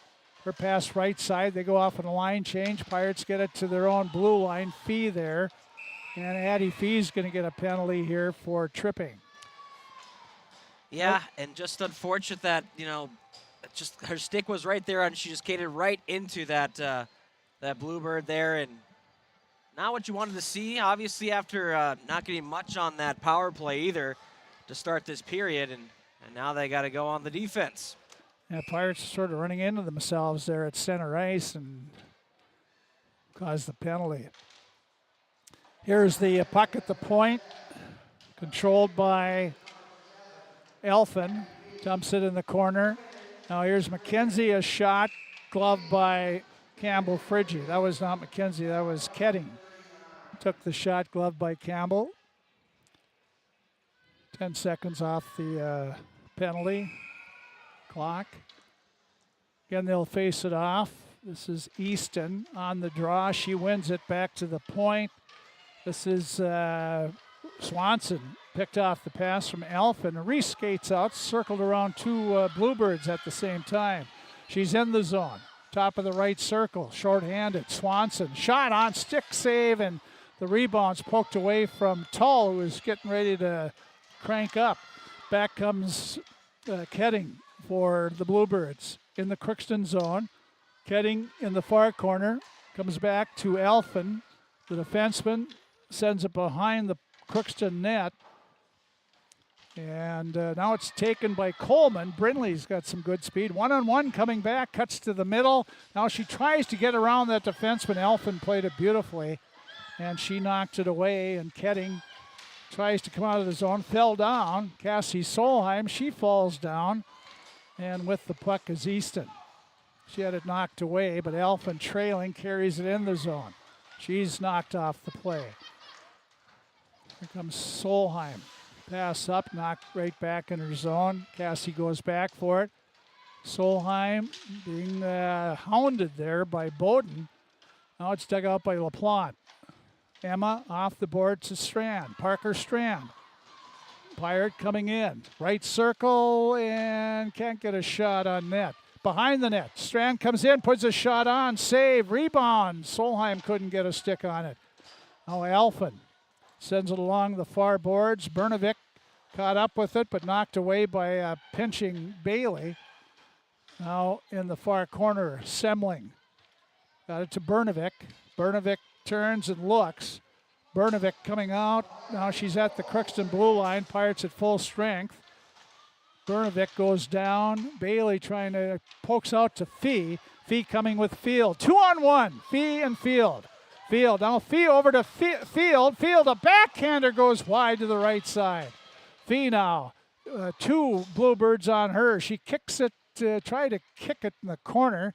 She did. Now it's Taylor Field joins in there. Well, they got 2 Pirates, 2 Bluebirds. Fee dug it out, centers in front. Slap shot by Swanson right off the rebound. Fee got too many F's in there. And it goes in the corner. Here's Bernovic. Put up the boards. They do get it out. Long pass up for Simling. She got it, so no icing. Simling battling there and hit the Pirate net as she tried to center it. Now Crookston, Morgan Nelson wraps it up this near board. Carried back in by Panjamin, the defenseman. Now Crookston gets it out, and this will be icing on the Pirates. Boy, Crookston came very close that time. I'm just going to say some very good opportunities, and I will say, yeah, it's a little tough there with Field, and especially now 2 Fields on the team. It's gets a little tongue-tied there, but still a great 2-on-1 opportunity. Just rolled off Field's stick there, and still a good showing for the Pirates. They're having a lot of momentum right now. Crookston, Bailey in her own zone to Tall, put a little touch pass too far for Jocelyn Field. We get an offside on Champlin Park-Coon Rapids. The Bluebirds, they're called. We'll keep it to the Bluebirds. Less of a mouthful there. Yeah. Or I guess you could go do the CPCR as our PA announcer's doing. Well, he's Corky Reynolds, CR, so he's got to get the CR in there. There you go. It's back in the zone. After it is Bowden, collides there. Field Jocelyn went down. Now trying to come on her backhand in front was Zahalka. Did not. Crookston, Bailey, and Ashland tried. She did get it out. Over the stick, no icing. Back forward is Aswagon. Aswagon there. It comes out to Coleman over to Tull, and she is stick checked at the last second, or have been point blank. Good job by Bowden on that stick check. She has the puck. She's in the Crookston zone. Poked away from her. Cassie Solheim trying to get it. Aswagon keeps it in there, and it's still behind the Crookston net. Ketting back to the near point. And there's a shot that's tipped, but doesn't tipped anywhere, and a shot goes wide off the stick of Semling. You know, I haven't seen that McKenzie girl out there for quite a while, if at all, in the second period. Their leading scorer. Here's number 20, but here's bringing it up as Semling. Well, there she is now as I say that. Of course, she pops out there. Now she gets around the Pirate. Vignes comes in, right to the middle, a shot and a great save. Boy, she turned 2 Pirates around there, a youngster and an oldster, and Friggy stopped her on the shot. Now Elfin in the corner, poked it away from Vignes. Still with it is the Bluebirds. This is McKenzie behind the, this is Bernovic, or Semling behind the Crookston net. And Clausen goes after it. Knocked it over for Solheim. She put it in the far corner up the board. Strand trying to get over there. but the Bluebirds have it. Their centering pass gets by everybody and all the way back in the Bluebird zone. Crookston changing on the go. Long pass up to Semling. Over, picked off by Morgan Nelson, but regained by Semling. She put a shot up over the Crookston net, sort of a soft one. Here's a backhander. Little flip of the puck there by Field and picked off by Bernovic, and she put a shot on, gloved by Campbell Friggy. 1-1 hockey game, 9:24 to go in the second period. Your scoreboard update for Draft Sports Bar and Grill, right next door here to the Crookston Sports Center. For all your needs, Get great the cheese curds. great food, and ask for the Bull Melby cheese curds. There we go, Frank. Here's the Fee in her own corner. She got it to LaPlante. Emma circles up the boards, try to get it to Nelson, up high off the boards, couldn't haul it in. Now Field pick it up in her own zone. Touch pass to Morgan Nelson. Everybody's sort of jammed up here in the far side. Now Nelson, Bluebirds try to go for the net. They come in. Now it's a sort of scrum there in front of backhand. Well, she couldn't get the backhander off. Everybody's tick checking everybody. Here comes LaPlante out. And it's off the stick of Aswagon, so no icing here. Back is Field. Taylor behind the Bluebirds net. Comes back to the point. Here's Vigna. She lost the puck. It'll be Morgan Nelson along the boards in her Bluebird zone. Lost the puck. Now it's sent by Easton up the far side. Going down is Vignas. Puck ends up on the stick of Reed. Reed in the Crookston zone, but Swanson back for it. Here's Reese, has a little room to move. She's on the move. At center ice, using screens. She's in the zone. Up the slot area, weak backhander, sticked aside by Wastrel. The Pirates trying to get control of the puck here. The Bluebird zone. Coleman there, but she lost it, and out comes the Bluebirds. This is Elfin. Knocked away, goes to Jocelyn Field. She circles around to find some space. She's right up that slot area in the Bluebird zone. Right circle and walking in front to Tull. A shot point blank right on. Saved by Wastrel. Here on the point, Bailey, good move. Then she's knocked off the play by Aswagon. Oh, a great interception by LaPlante at center ice. Carried back in the Bluebird zone, but Bowden gets it over. Puck knocked down by Vignas. Goes over to LaPlante. She rolls it in on the Bluebirds' goal. And grabbed by Wastrel to get a face-off. 19-7 shots favor Crookston. 1-1 hockey game. Second period. 7:02 to go. Right now, both teams are just back and forth. No one's really taken over control. As both teams getting opportunities, and see if Crookston can get one here. As there's a water bottle on the ice right now is what's causing this delay. Pirates can't reach over and grab it, but referee does the job, and we're ready to go. Of course, nobody, that's not mine.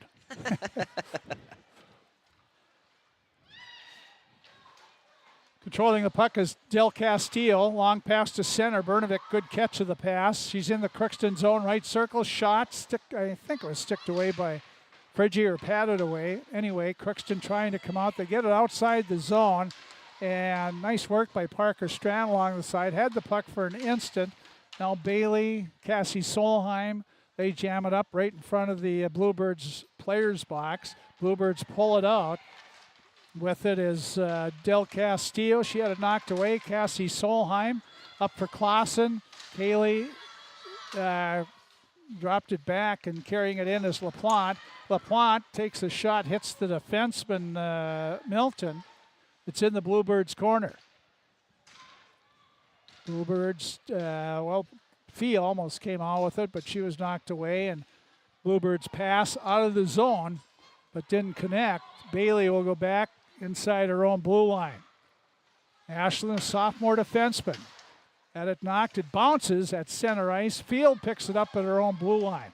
Field up to Morgan Nelson. She comes in. Morgan tried a shot, fanned on it.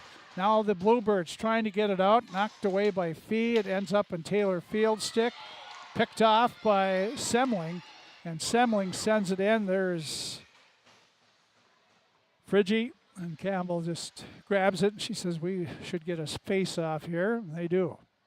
Yeah, good idea to regroup there. Both teams just pickpocketing each other. No one, again, getting really good, constant control of the puck. It's pretty interesting to see that both teams have had success defending so well. 5.5 to go, second period. Here's Taylor Field with the puck. Kicks it into the Bluebirds. Goes after it. Tried to get it to Morgan Nelson, was coming in as well. Now the puck, the Bluebirds try to clear. It's kept in by Crookston. Goes over to Field, to Fee in the high slot. And she turned around right into defenseman Elfin. Elfin carries it up. Boy, their defensemen like to carry the puck. Actually, that wasn't a defenseman. That was Reed. Olivia Reed. It's in the Crookston zone. Again, they jam it up on those far boards. And the Bluebirds dig it out. They turn. Fanning on a dump in was Easton. Now it comes over to this near side in the right circle. A shot saved by Friggy, cleared by Crookston, but not out. Aswagan, she has it behind the Crookston net. Comes around, tried to stuff it. Swanson knocked it away. Reese has it behind her own net.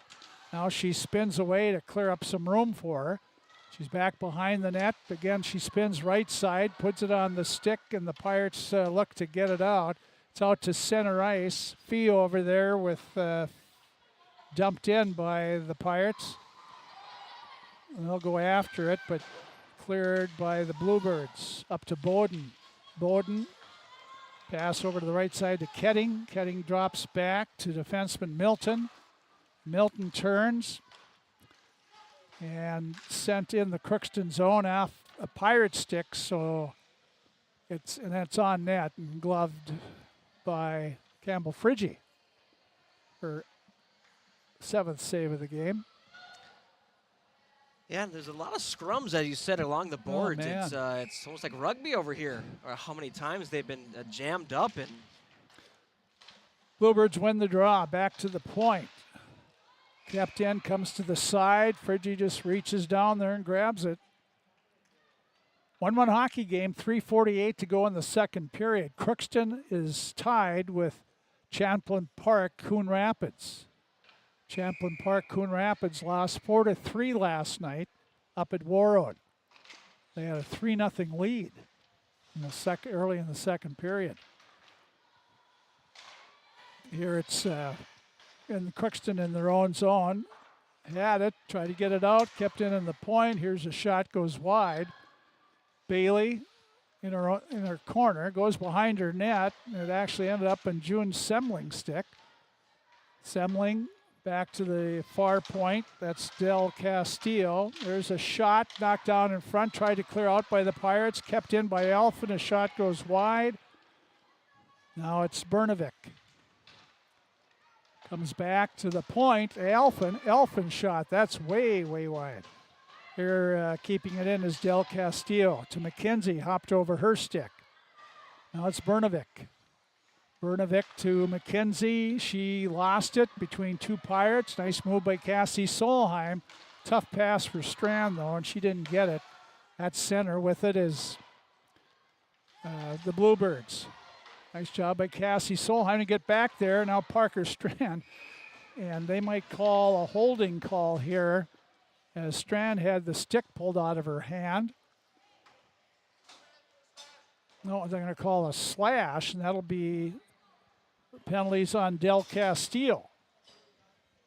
Their first penalty of the second period. Crookston gets another power play opportunity. a tough break for the Bluebirds. They were probably having some of the best offensive pressure they had in some time in this game, but they didn't really have much to show for it. They missed the net quite a bit, but then they take this penalty. See if the Pirates can really take advantage and start to get some more pressure on. Pirates on the point. Reese Swanson almost lost it. Got it over to Fee in the far boards. Fee with it. Stops. Now she lost it. And Aspagon tried to get it out. Bouncing puck. Vignes kept it into Fee. Fee looks for Field. Taylor in front, still laying in that slot area, and then it's sent down by Sahalka as they can ice because they're skating shorthanded. Here's 8th grader Vignes back for Crookston. Got away from one, pass up to Fee at her own blue line, and she expected Taylor Field. She zigged when Fee thought she was going to zag. Here's Field picking it off. Her shot, and it's right on. Rebound. Nelson can't get to it. Here's Vignes now. She takes the shot. Knocked down in front of that net, sent to the corner. Fee back there. Nice little move away from one. In front, a shot, and that went wide by Nelson. Now Swanson with it. Swanson behind the Bluebirds net. Reese Swanson now left it for Fee. Fee battles in the corner. Now she gets away from the Bluebirds. In front, the tipped away. Swanson there goes back to the point to Vignes. And Vignes over. Here's a bad angle shot by Fee, and that was off. Now kept in by Crookston. Milton back, and she'll find an opening and send it all the way back in the Crookston zone. Friggy leaves it for Vignes. Vignes circles, a minute to go in the first period. Her pass almost right on the stick of the Bluebirds. Here comes Jocelyn Field. Jocelyn Field in the middle. Her shot got on net. Wolstrel had to make the save. I mean, Jocelyn Field, she's about 5'6", 99 pounds. And Wasagon, she must be about 6 feet. I mean, the height disparity is just incredible. But Jocelyn isn't afraid. She goes down there and has some strength and gets through and gets a shot on. So well, she'll step right into that traffic, and she's got some nifty moves. She was there in the corner. Both teams full strength now. 30 seconds to go in the period. Back to the point, Ashlyn Bailey to Coleman, waited too long, and the Bluebirds come back. 3-on-1. Pass over, and Tull back checking, knocked it away. Now it's Coleman. Bailey with it. Get it out of the zone. And the Pirates can't. Now here's a shot, goes wide. Well, they're playing with fire in their own zone. And the puck comes to Field. Jocelyn, 6 seconds to go. She's in the zone, makes a move around the defenseman, can't get back to her forehand. They call a penalty. Yeah.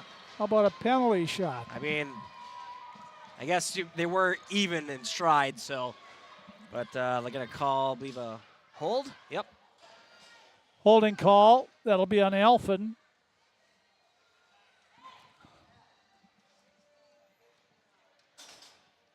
So with 16:59, which means there's a second to go in the period, 1.3 to be exact, face-off in the Champlin Park-Coon Rapids zone. So the Pirates will have a full power play to start the third period, unless Cassie Solheim pulls a miracle and scores one from the draw.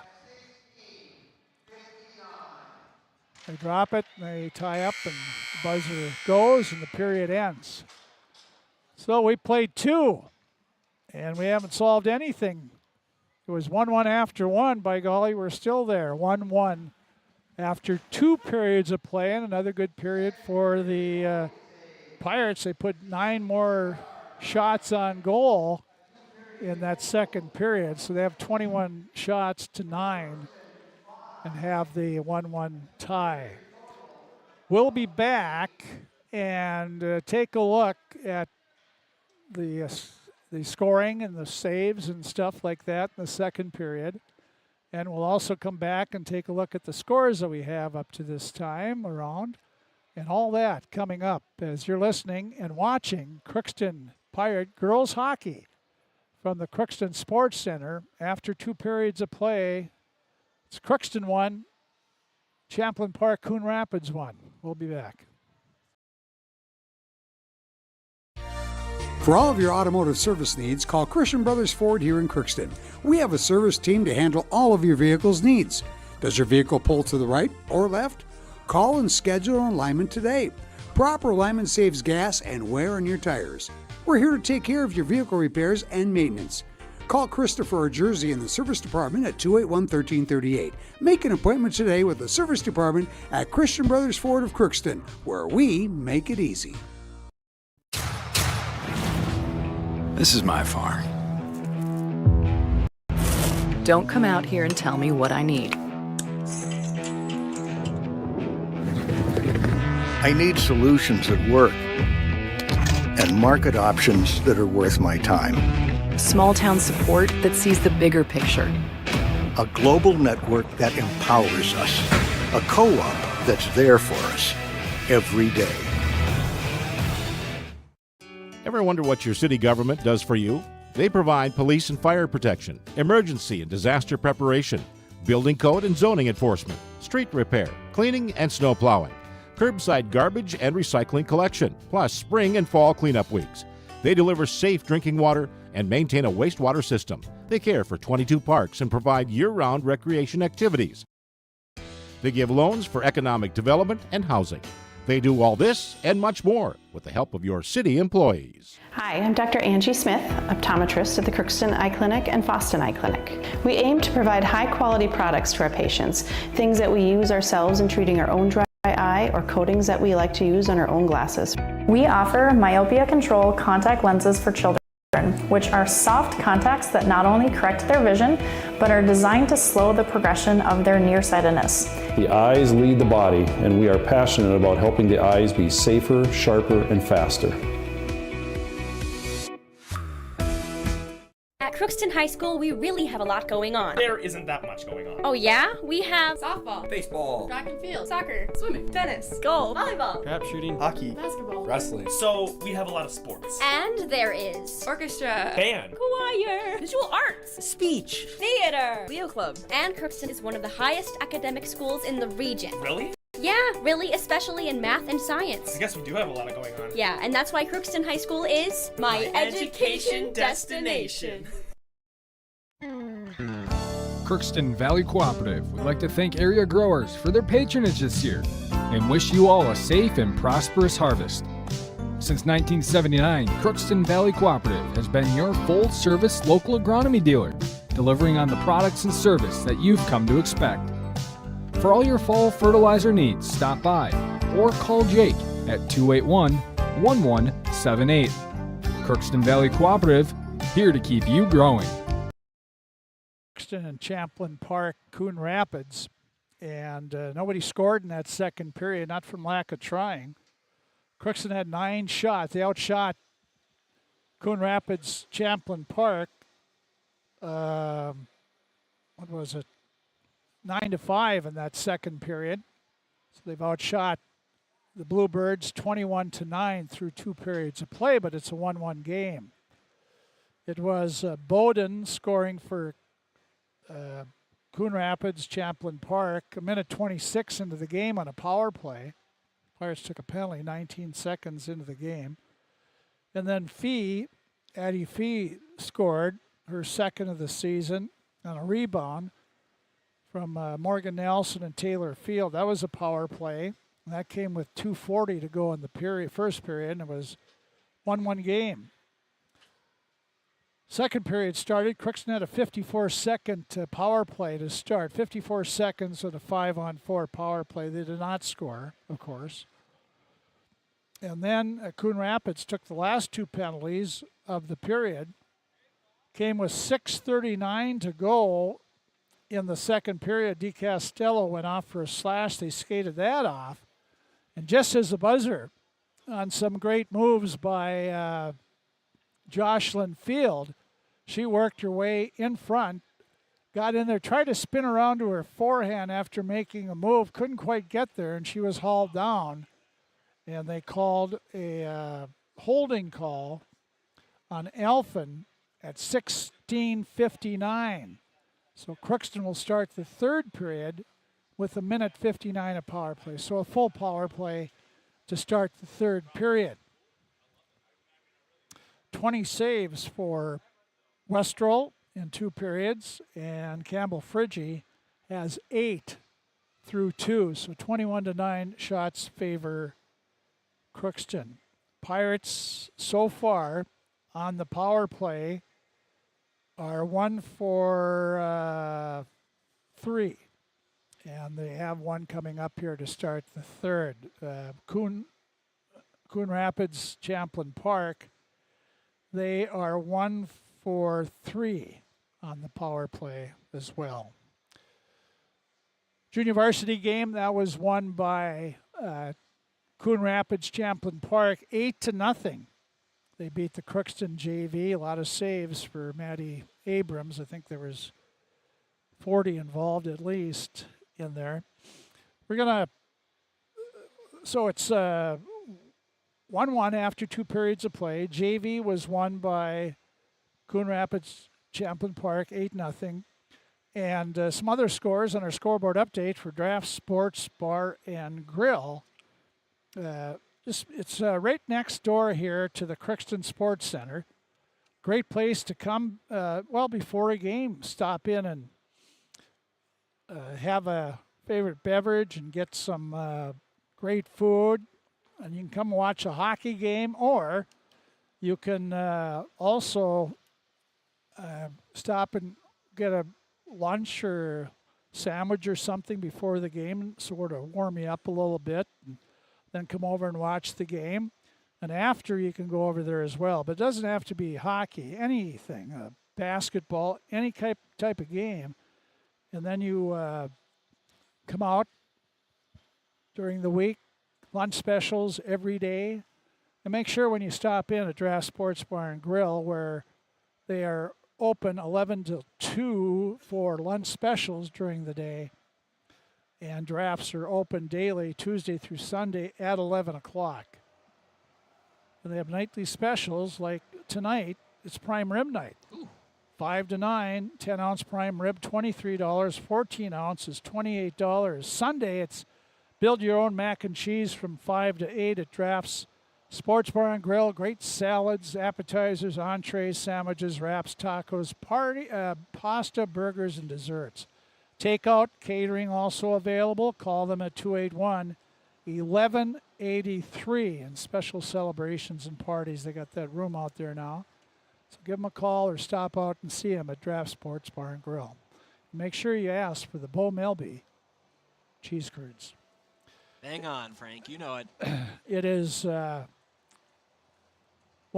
second period of play in college football, the FCS championships. They're in the quarterfinals now, and the Bison are in Montana, taking on Montana State. And they're in the third quarter, about 8 minutes to go. And NDSU is trailing Montana State 28-21. Sacramento State is at South Dakota in Vermilion, taking on. And University of South Dakota with that Bowman kid, Anton Bowman. He's from Buffalo, Minnesota. He is, I can't quite see, 34-24. South Dakota won that game, so they go to the semis, I think it is. And then in Brookings, South Dakota State, the number 1 ranked team in the nation and number 1 seed overall, they had no problem with a 41-0 win over Mercer University. I think that's out of Georgia. Yep.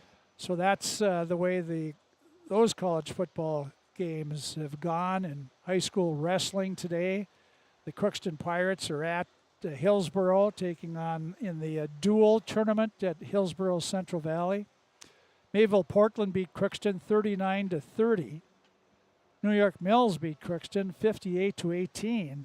And Grafton, in a forfeit-filled match, Grafton 42-24 over Crookston. They had 10 forfeits between the two teams. Crookston still is taking on Dilworth, Glendon, Felton, and finishes up with Northern Cass before they come home. Girls hockey this afternoon. Detroit Lakes at home beat Worthington, the second win for the Lakers this year. In boys hockey, Big Lake, Wow. Well, 5-2. Could be anybody. Well, St. Cloud Cathedral's up 5-2. Well, they are. Yeah, over East Grand Forks. That's Yeah. Boys hockey, East Grand Forks trailing 5-2 to St. Cloud Cathedral. Becker Big Lake beat Bagley Foston 7-2. And We got girls basketball. Grand Forks Central beat East Grand Forks 64-58. Perham lost Minnehaha Academy 82-45. Mahnomen-Waban boys beat New York Mills 77-51. And let's see, we got women's basketball. The Gophers women, they came up with a double overtime win over Drake University, 94-88 at the barn down in Minneapolis. So that's what we have up to date. Zamboni is done. We'll take another break, be back. Should be an exciting third period of girls hockey here. Crookston 1, Coon Rapids, Champlin Park 1. We'll be back.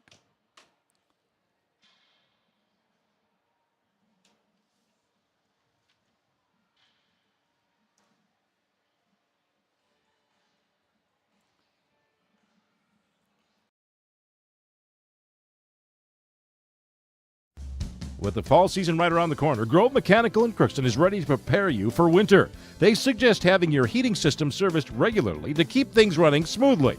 A skilled technician will clean and service your heating equipment to ensure safe and efficient operation. It's never too early to get ready for the upcoming winter season. Before the cold sets in, call Grove Mechanical today, your hometown heating and cooling professionals. Give them a call, 218-281-3863, or visit their website, grovemech.com.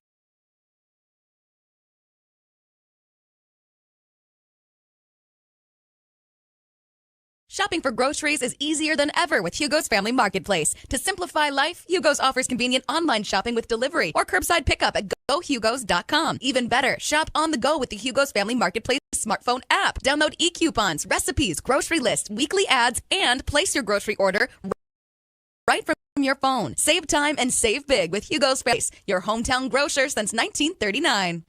You're gonna find more low prices, more great stuff when you go to Hugo's. Are you an enthusiastic sports fan? Want to have fun and get in on the action? Heck yes, that'd be awesome. Have great attention to detail? Want to stay active? Definitely. Want to give back to the student athletes in your community? Obviously, yes. Then you'd make an excellent high school sports official. We need more officials in Minnesota because with no high school officials, there are no high school sports. Sign up today at highschoolofficials.com. From shoulder to hand, hips to toes, and everything in between, the Riverview Health Orthopedic Team has you covered. With advanced training and joint replacements, upper and lower extremity, spine, foot, and ankle care, you know you'll be in good hands with Dr. Spinell, Shaw, Sekundiak, Stanky, Kim, and Abassi. For appointments, call 281-9595. Riverview Health, exceptional people, exceptional care. Riverview Health. It's always growing season here at United Valley Bank. We're focused on growth for our customers and communities, success for farms and businesses, and improvement for ourselves. Partner with us, and you'll see firsthand just how much the right hometown banking team can change your perspective. Together, there's no limit to the heights we can reach. United Valley Bank, our roots make us stronger. Member FDIC, an equal housing lender. Hello, this is Lindsay Erdman, Executive Director at Benedictine Living Community Crookston. Over the years, we have seized the opportunity to make changes and improve the services that we offer. Healthcare has taken on a very distinct evolution, focusing on post-acute, short stay, and return to home. It is our privilege to continue to serve our community with continuum of care ranging from assisted living, memory care, post-acute, short stay, and extended care. We are so grateful for the support of Crookston and the surrounding communities. In this season of giving and reflection, proud Benedictine Living Community of Crookston is to serve our community.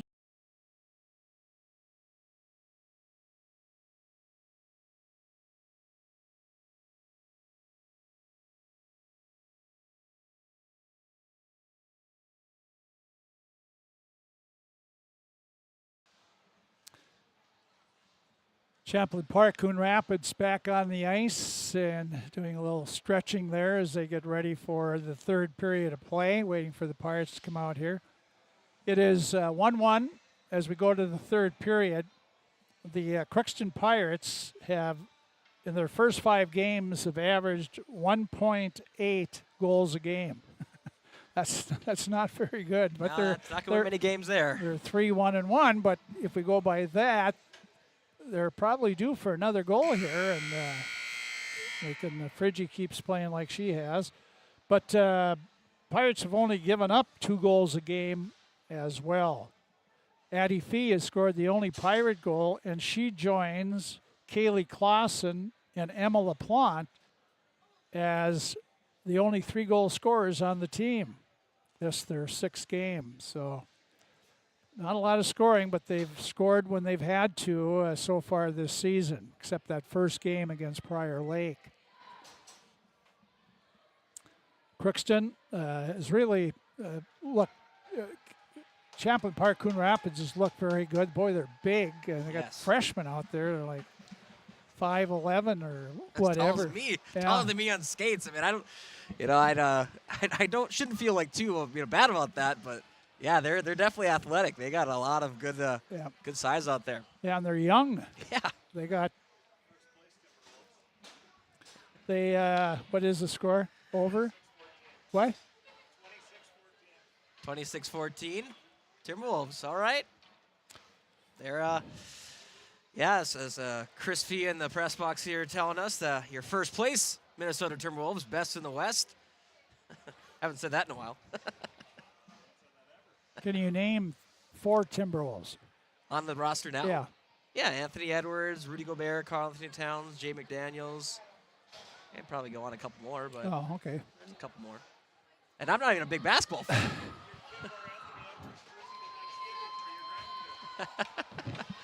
Anyway, enough about basketball. Let's get back to hockey, Frank, shall we? There we go. Pirates with a power play here for 1:59 to start the 3rd period of play. The referees are looking at the water that still hasn't frozen. So they're checking the ice around the Crookston end where Campbell Friggy is. And the one guy is sort of taking the lead here. He's called Brent Stoliker's called 1 penalty. I think the other guy's called all the rest. So we're ready to go. Ryan Ingman, usually the referee, is linesman today. The young field, Jocelyn at center, wins the draw cleanly. Back to Vignes. Better hurry up with the pass. She does. Gets it to Tall. Try to get it back to Swanson. Tall has it again.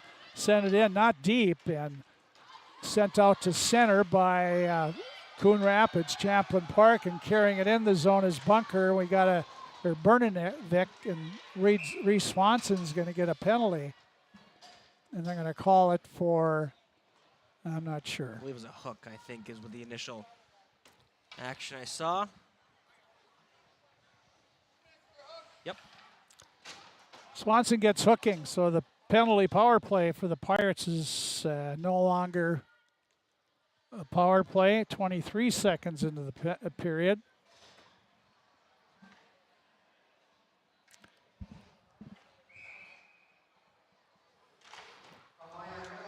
On the drop of the puck, it's LaPlante up the boards, but fed the point. McKenzie's back there. McKenzie, top of the right circle, shot on. Gloved by Campbell Friggy. 4-on-4 hockey here for 1:26, and then a 23-second power play for the Bluebirds after that penalty is over for them. Here's LaPlante in the corner, 2 Bluebirds on her. Emma jamming it up there in the corner. Rest of the Pirates staying away. Short-handed, it's dug out by Semling. June Semling goes to Bernovic. Bernovic tied up by LaPlante. Bernovic muscles away from that. Now she's along the near boards, back to Oswegon on the point. Her pass knocked away by Bailey. Comes back to the point. Oswegon walks in, a shot, and they try to tip it in front. The puck is loose, and Bernovic couldn't get a stick on it.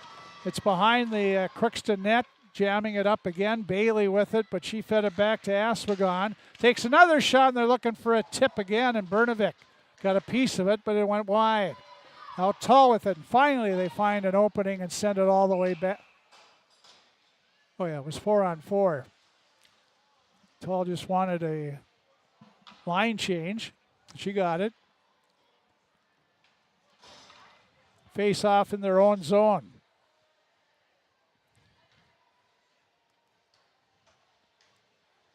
Fee out taking the draw with June Semling. Semling gets the draw, back to the point. A shot by Del Castillo, deflected in the corner. Fee there tries to get away from two Bluebirds. Did get the puck over and down the ice. It'll be another ice on the Pirate. I think that time they thought they were shorthanded. That was Vignes who iced it. Looked like she kind of put her hand to her head and said, oh, yeah, that's right. We're not shorthanded quite yet. So another 11 seconds. Yeah, and then they will be for a little bit. Then they probably won't get a chance. Here's Fee on the draw, ties up with, gets the puck in the corner.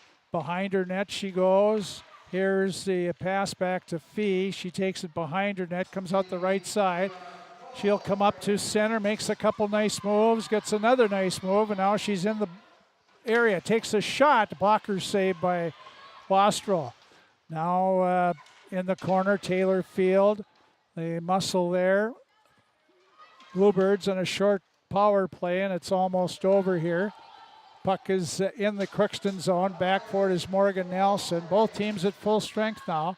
Trying to walk out in front, not able to do it for the Bluebirds was Ketting.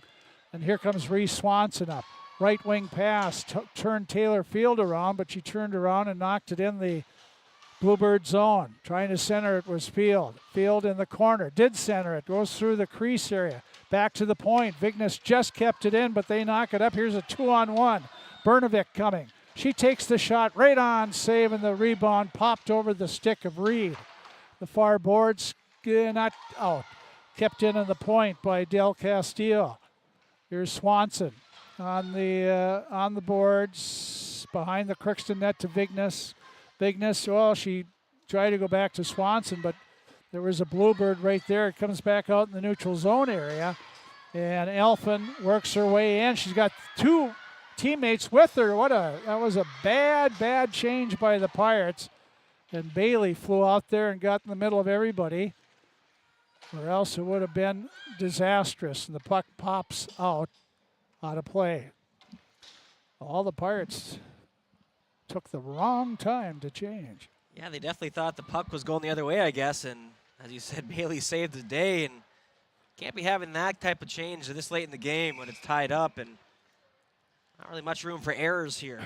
1-1 hockey game, 13:30 to go in the game.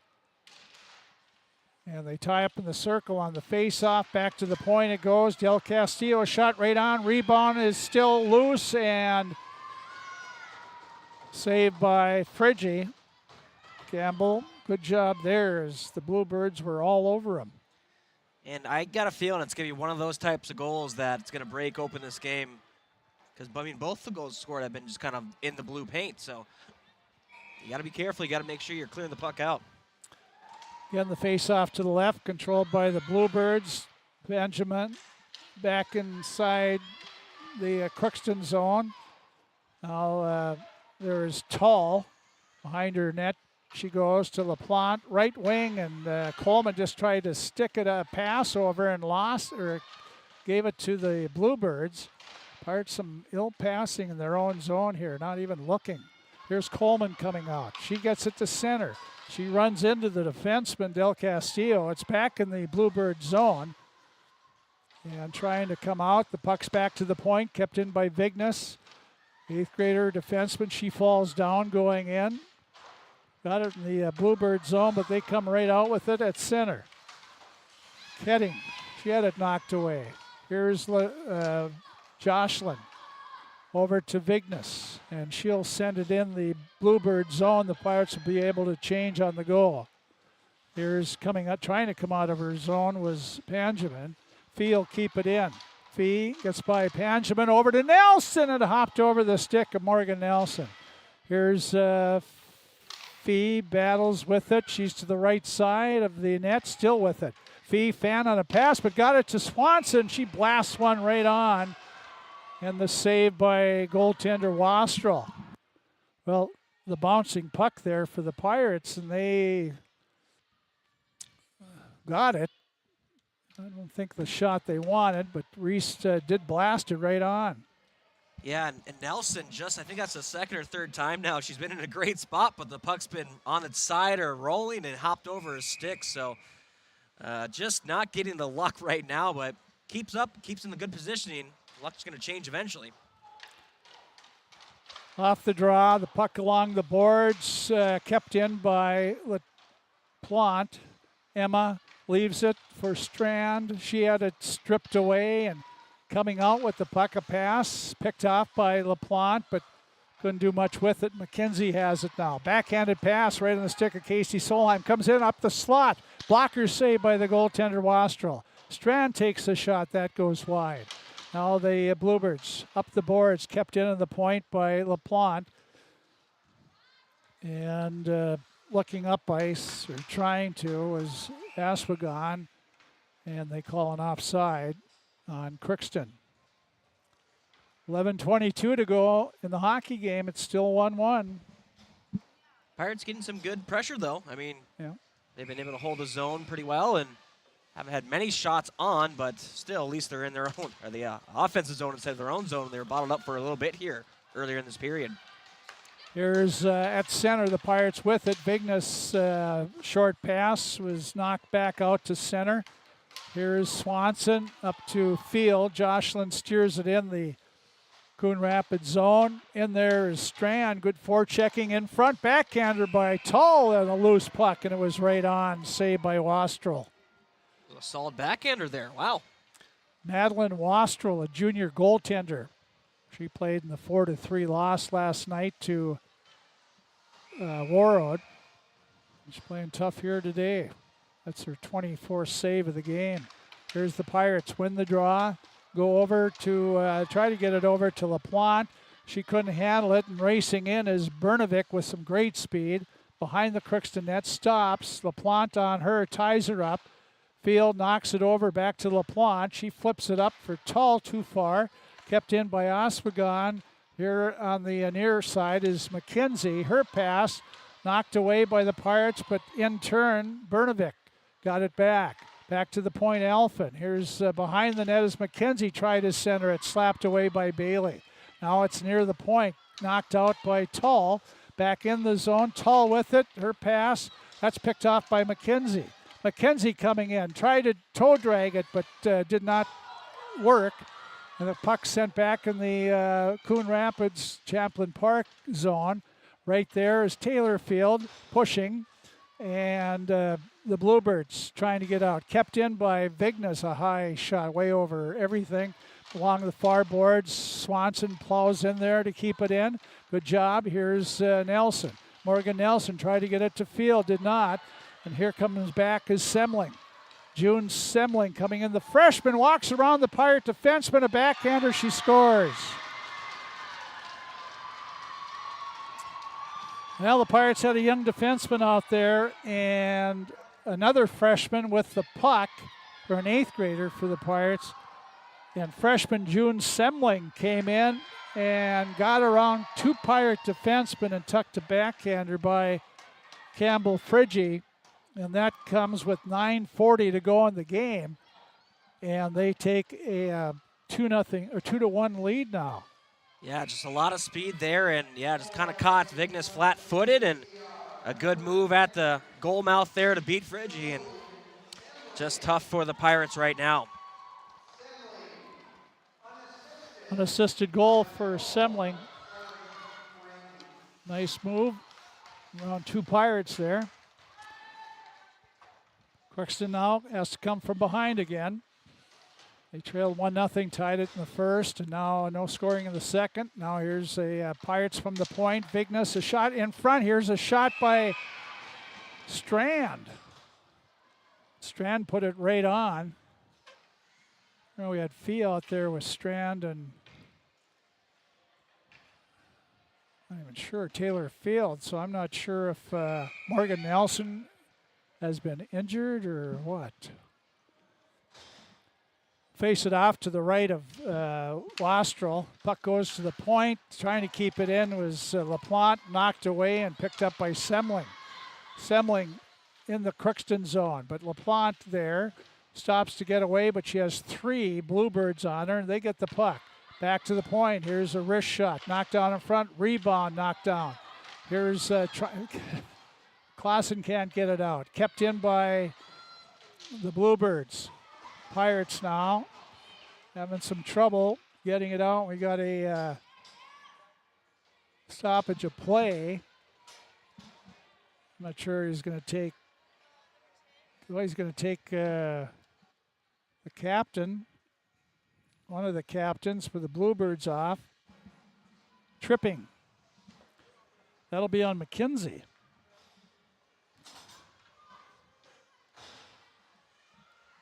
So Crookston again on the tripping call. Get a 2-minute power play here.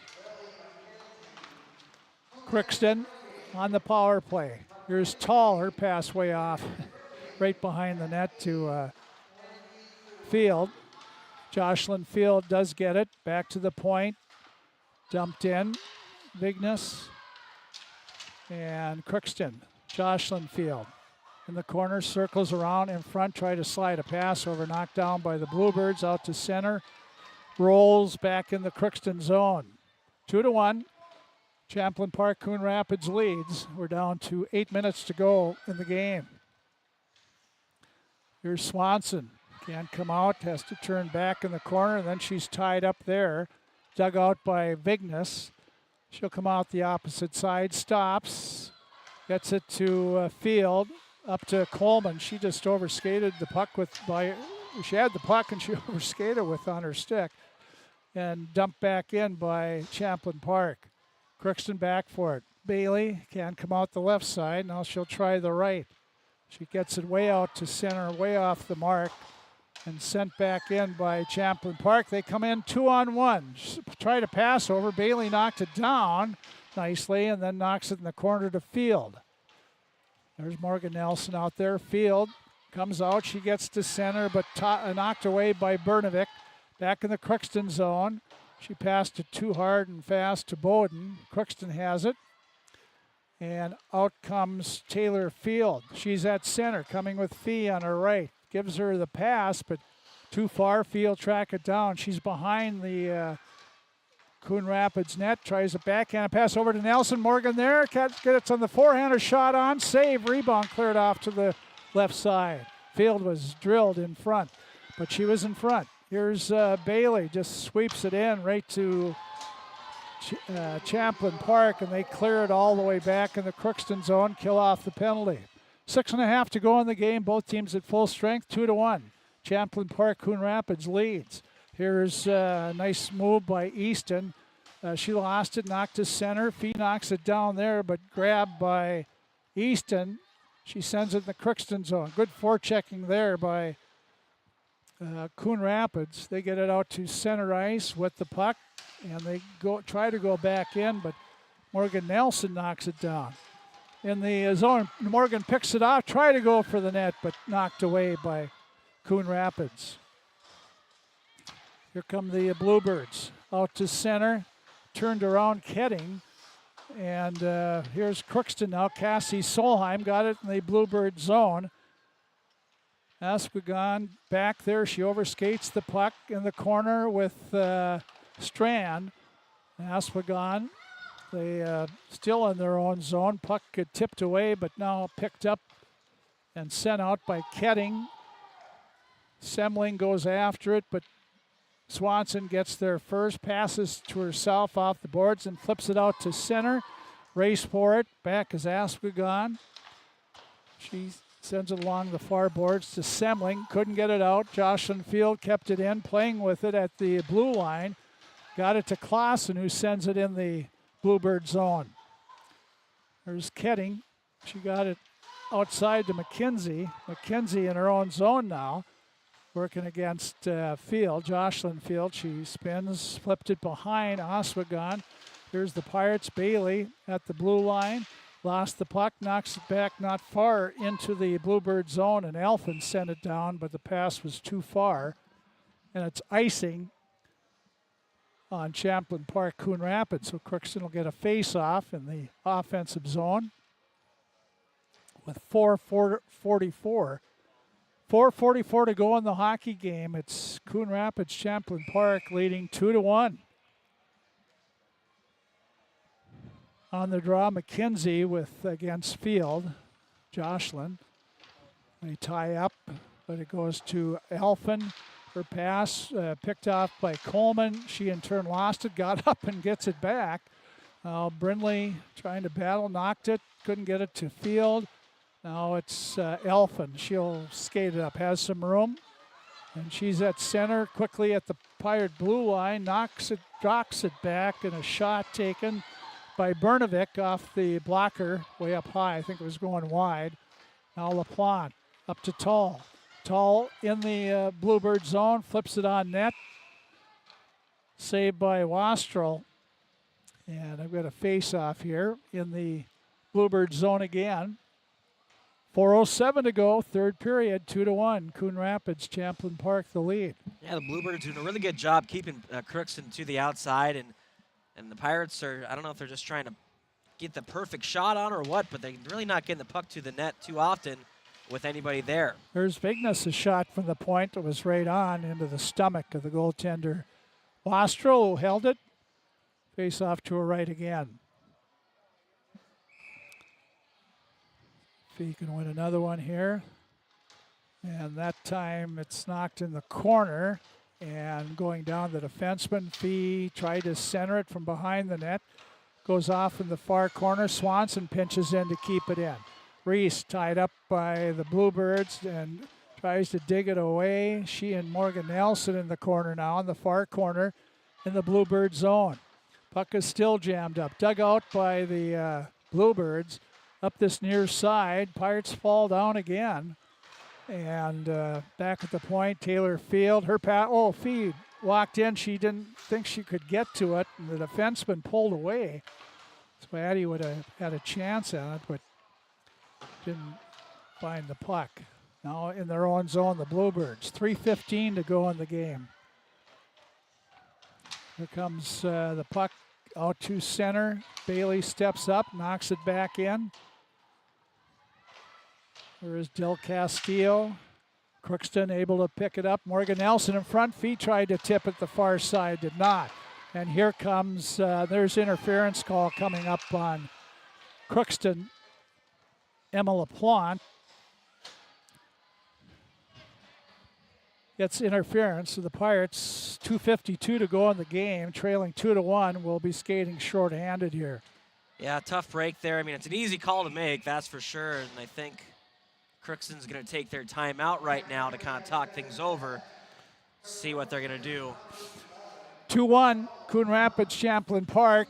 2:52 to go in the game. We'll be back.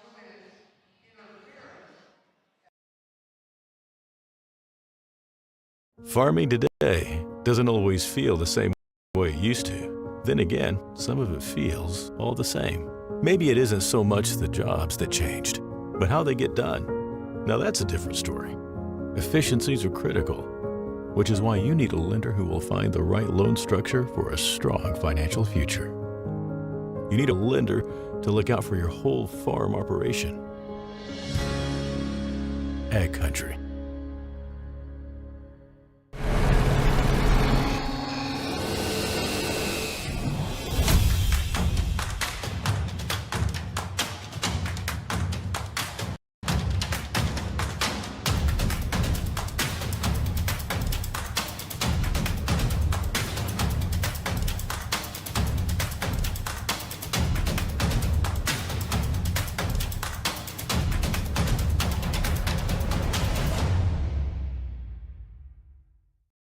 Champlin Park-Coon Rapids leads 2-1. They've had a late goal here. Well, halfway through the third period, they've scored the go-ahead goal. Now they have a 2-minute power play as Emma LaPlante's off for interference. So they'll skate, unless they score, they'll skate all but 52 seconds of the game on the power play. Face off to the right of the Crookston goal. Bernovic has played a strong game for Bluebirds. Pirates get it. Swanson in the corner. Vignes tied up. 3 Bluebirds there. In the corner, it's the Bluebirds with it. Back to the point. McKenzie to the near boards. Now McKenzie gets it again in the circle. Leaves it for Askegon. Askegon takes the shot, and they try to tip it. It was wide.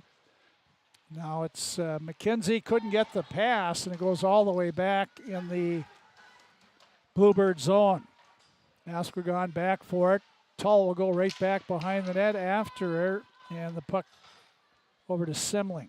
June Simling, who scored that goal-ahead goal, is in the Crookston zone. Simling behind the Pirate net, stops. Big freshman.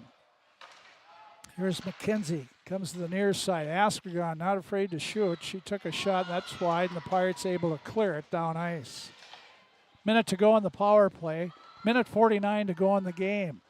Coon Rapids Champlin Park leads 2-1.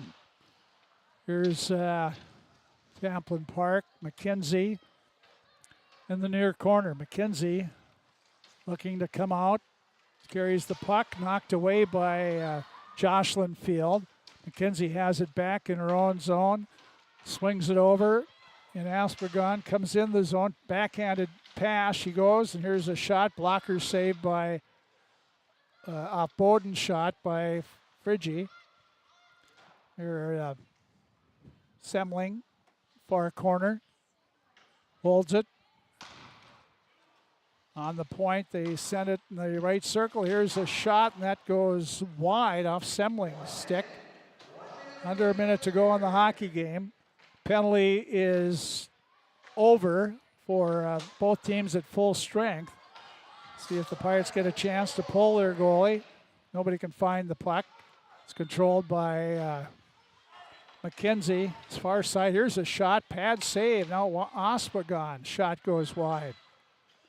She's going to have a sore arm after all the shots she's put on. Here's a shot that's tipped and almost on net off the Pirate stick that time. Pirates can't get out of the zone. Here's a shot knocked down. Bailey there comes through the crease area. Now Taylor Field up for too far for LaPlante. And here's coming back is McKenzie. And the shot, that's off the blocker of Friggy. 10 seconds to go in the game. Looks like Champlin Park's going to come in here and sneak one. Here's a shot, they score. And that's Asquegon. If you don't succeed, try again. That's, or maybe it wasn't Asquegon. Looks like it's Bernovic that got it. Well, I mean, after all that pressure for a solid almost 3 minutes there, yeah, it's gonna come sooner or later. So give credit to the Bluebirds there. Sustained pressure and kept on shooting.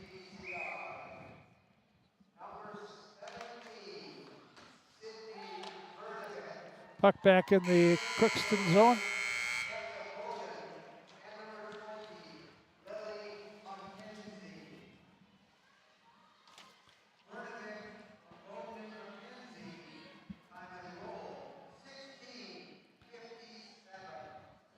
So the Pirates go down. Good hockey game. 3-1 favored the Bluebirds of Champlin Park-Coon Rapids. So we'll take a break, be back, take a look at the final stats and more, and then we will hopefully talk to the coach and sign her off. We'll be back to the Crookston Sports Center just a bit. 3-1 the final. Champlin Park-Coon Rapids defeats the Crookston Pirates. We'll be back to the Sports Center in just a bit. For all of your automotive service needs, call Christian Brothers Ford here in Crookston. We have a service team to handle all of your vehicle's needs. Does your vehicle pull to the right or left? Call and schedule an alignment today. Proper alignment saves gas and wear on your tires. We're here to take care of your vehicle repairs and maintenance. Call Christopher or Jersey in the service department at 281-1338. Make an appointment today with the service department at Christian Brothers Ford of Crookston, where we make it easy.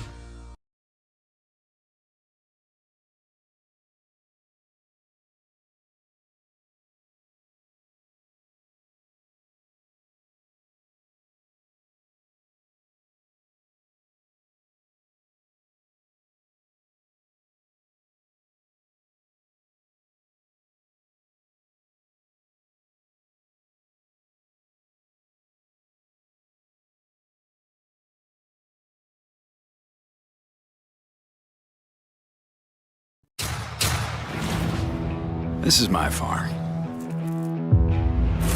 Don't come out here and tell me what I need. I need solutions that work and market options that are worth my time. Small town support that sees the bigger picture. A global network that empowers us. A co-op that's there for us every day. Ever wonder what your city government does for you? They provide police and fire protection, emergency and disaster preparation, building code and zoning enforcement, street repair, cleaning and snow plowing, curbside garbage and recycling collection, plus spring and fall cleanup weeks. They deliver safe drinking water and maintain a wastewater system. They care for 22 parks and provide year-round recreation activities. They give development and housing. They do all this and much more with the help of your city employees. Hi, I'm Dr. Angie Smith, optometrist at the Crookston Eye Clinic and Foston Eye Clinic. We aim to provide high-quality products to our patients, things that we use ourselves in treating our own dry eye or coatings that we like to use on our own glasses. We offer myopia control contact lenses for children, which are soft contacts that not only correct their vision, but are designed to slow the progression of their nearsightedness. The eyes lead the body, and we are passionate about helping the eyes be safer, sharper, and faster. At Crookston High School, we really have a lot going on. There isn't that much going on. Oh yeah? We have softball, baseball, track and field, soccer, swimming, tennis, golf, volleyball, trap shooting, hockey, basketball, wrestling. So we have a lot of sports. And there is orchestra, band, choir, visual arts, speech, theater, Leo Club. And Crookston is one of the highest academic schools in the region. Really? Yeah, really, especially in math and science. I guess we do have a lot going on. Yeah, and that's why Crookston High School is my education destination.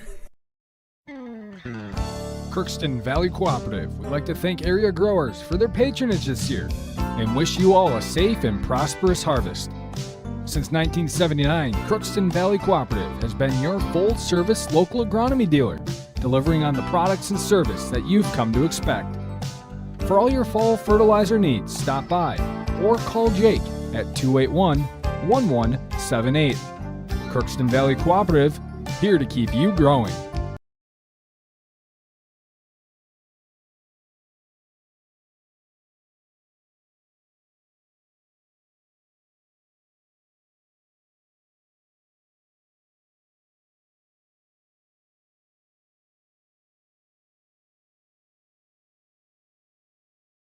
Score, Champlin Park-Coon Rapids beat the Crookston Pirates. Champlin Park-Coon Rapids improves now to 6-1 on the season, gets a split up playing Section 8 this weekend. The Crookston Pirates, they dropped to 3 wins, 2 losses, and 1 tie on the year. And they will play another big game, their biggest of the season thus far, and that'll be with the Warroad Warriors coming up, Section 8 opponent. Here at, it's an early game, and I don't have that with me. I think it's 6:30. 6:30 Tuesday night, remember that. 6:30 Tuesday night, we'll have it video only on YouTube, KROX video, and you'll be able to watch it around the country, and video. Watch it and video, but it won't be on the radio. Got other sports going on. So Tuesday night, Warroad here, it'll be on KROX video. Here it was, Pirates took a penalty 19 seconds into the game, and it didn't take long for Champlin Park-Coon Rapids to capitalize, and it was one of their second-line wingers. It was Tessa Bowden, a sophomore, and she was able to, she got a puck and was changing directions. Oswegon shot it in. Bernovic tipped it, changed directions. Campbell Friggy was waiting for it on the left side. The puck went to the right side. She went over to the right side, rolled over on top of the puck, and I think it went in. It was in the corner anyway. And Bowden from Bernovic and Oswegon, power play at a minute 26, 1-0, Bluebirds. Crookston would answer a power play of their own with Bowden off for interference, and Crookston scored with 2:40 to go in the period. and it was Addie Fee scoring her second of the year, and that was a rebound. Taylor Field and Morgan Nelson played catch in the offensive zone. I think Field or Morgan, I'm not one of them, got the shot on goal. The puck was laying there.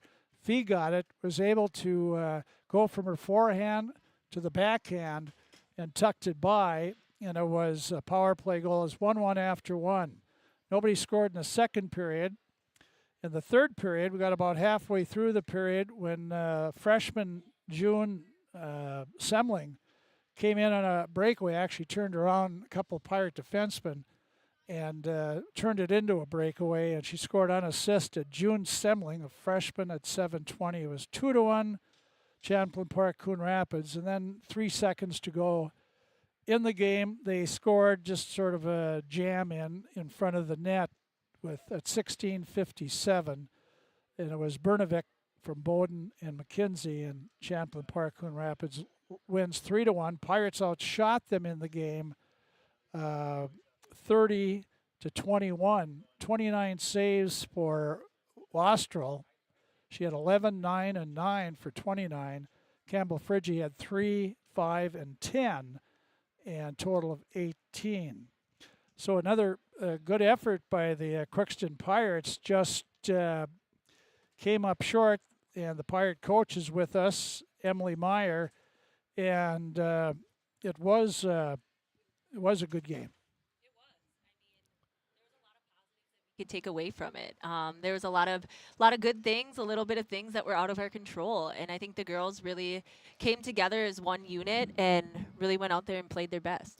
You came out tough, got a penalty right off the bat, and they capitalized on it. And they did, and that was something that we just gotta be able to kill off. I mean, usually our PK is pretty solid, and they ran an umbrella, and we kind of ran around, and they got traffic in front, and we knew that that's what they look for, is kind of that backdoor pass, and just not really what we needed right off the get-go. You had, I thought in the second or the first period, you started out, you really set the tone a little bit, and maybe not so much forechecking, but middle ice, stick checking, and things like that. And we did. We had really good stick checks today. We were really tough in the neutral zone and making sure that we disrupt kind of everything that they were throwing at us. We did set the tone. That was the goal of the day, was making sure that we came out, had a good warm-up, came out in the first period, and just set the tone. So I thought the girls did a really good job, and they definitely did a good job bouncing back after getting scored on. And then just making sure that we were tough all the way through.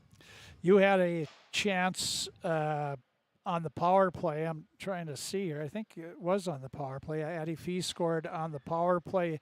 Your chance, and her and Taylor Field and Morgan Nelson did some good things in the offensive zone, got it on net, and Fee was there and able to grab it and tuck it by her. Yeah, and that's what that line really came together this game, and I applaud them for that. There was a lot of great things coming from that line. They moved the puck, did it well. Addie in front, doing what she does best and burying those greasy goals. And that's something that we just gotta, I know we outshot them today, which we kind of do with every opponent, and just making sure that we find those rebounds and find the back of the net. So you go into the locker room. They came back and hit a pipe in that first period to keep it 1-1. But hey, that's Campbell's best friend. Yeah. The post and there. I'm sure Campbell was kissing that post too at the end, because wow, that was a really good play by them. Just winning that face-off back and sending somebody splitting our D, and that's their top kid that got the puck on their stick, and her hitting the pipe was a blessing. Yeah. Really is that, so that we could go into the locker room, kind of regroup, and start off the period on a power play. That's kind of how we did it on the second period and the third period. It started off on the power play, and we were hoping to capitalize. We tried doing some things differently, and just didn't pop. You got to you had the 54-second power play start the second period. They were able to skate that off, and then really you took a penalty, killed that off. They took a couple penalties and they killed that off, and it was a lot of back and forth in that second period. But again, you dominated 9-5 on shots. Yeah, and that's something, I mean, we really kept the pressure on. That was something that we did really well today. And I think just having the patience, having the confidence in each other and in ourselves that when that puck's on our stick that we can do great things, and making sure when we take those shots that we shoot with a purpose, shoot for a rebound, get people in front, just things like that. So hopefully we can kind of shake this one off. I know they feel this one a lot because they really wanted it, and then just got to regroup and big game on Tuesday. So no scoring in the second. What were the thoughts in the locker room before he came out in the third? Kaylee Clausen kind of said it perfectly, is we needed to be the ones to answer first. And if we were the ones that answered first, we were just going to score and play defense the rest of the time and kind of put it on autopilot. But we weren't able to get it done that way. And it was just unfortunate with 4 seconds left in the third that they were able to sneak another one past Campbell. And I mean, the score really doesn't show the way that these girls really came together today. And they really outplayed. They just weren't able to put the puck in the net. Yeah, they scored their freshman came in and, just showed some speed we hadn't really seen from her there. And when she could smell she was going to come in, she made a couple moves and came in by herself. Yeah, and she was able to just make Campbell move and put a low shot on her. And I don't even know if she did shoot it. But, I think it's just making sure that we don't get gassed, and we need to do a better job at taking shorter shifts and being consistent, being more aggressive and dominant in our defensive zone, and making sure that we don't give up those odd man rushes or even let anybody dangle around us. So that's something that we just got to improve on. You started third period with almost a 2-minute power play, and then you got a penalty 23 seconds into the period. So that nullified that power play goal, but you're down 2-1.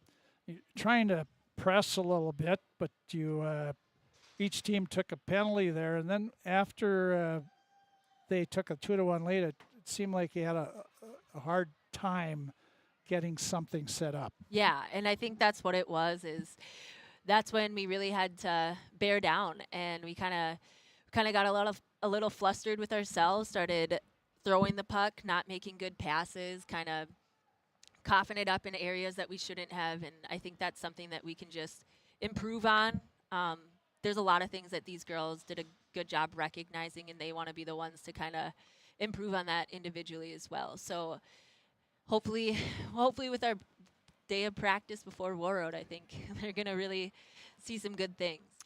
Well, that is one of your more complete games, I think. Good goaltending, and you took on a very good team and played them right to the end. We did, and that was nothing but compliments from their coach too, is they had a lot of fun coming up and playing us northern teams and want to play us again next year. So I think that's all good things. These girls are really doing a good job proving themselves, and I think every game they're just going to keep getting better and better, and that's all we can ask for. Well, Warroad shouldn't need to get anybody up for that one on Tuesday night. Yeah, that's going to be a good matchup. I know all these girls are ready for it and had that circled on their calendars. I mean, it's going to be a good matchup and really going to show where we're at and show what we need to work on, because that's the main focus. So, well, Coach, tough luck here. It was a good game, though, and best of luck getting ready for Warroad. It was. Thanks, Frank. Thanks. You bet. That is Emily Meyer, the coach for the Crookston Pirates, and her comments after the 3-1 loss. And for the first time ever, we'll talk to an 8th grader for the Crookston Pirates, and she gets the hard hat for the game. Adley Vignes is with us. As we said, she's an 8th grader, and this is your, trying to think, 3rd game overall? Yeah. Yeah, 3rd game that you played, and recovering from an injury. What kind of injury, and where did you suffer it? I tore my meniscus in the cities playing a Tier 1 game. Okay. And how long have you been in rehab for? Were you in rehab for that? Like 2 months, 3 months maybe. Okay. How does it feel? Really good. Okay. Which is good. Yeah. Not sore after or nothing? No, like my first game I had, like the first period was a little tough with the soreness and stuff, but now it's gone good. How about this game here? Pretty high paced, Yeah. A lot of action, and really a good game, and played well by both teams. Yeah. There was a few moments when I would turn or something, and ache a little bit, but other than that, it was pretty good. What'd you think of the Pirates' play here today? Our defense zone was fine, I guess, but we had some things we need to clean up, and our offensive zone was, I would say, better than other games. Yeah, I thought it was maybe the best game you've played. You had great chances there. You still having trouble to score, but still you were in the game to the end.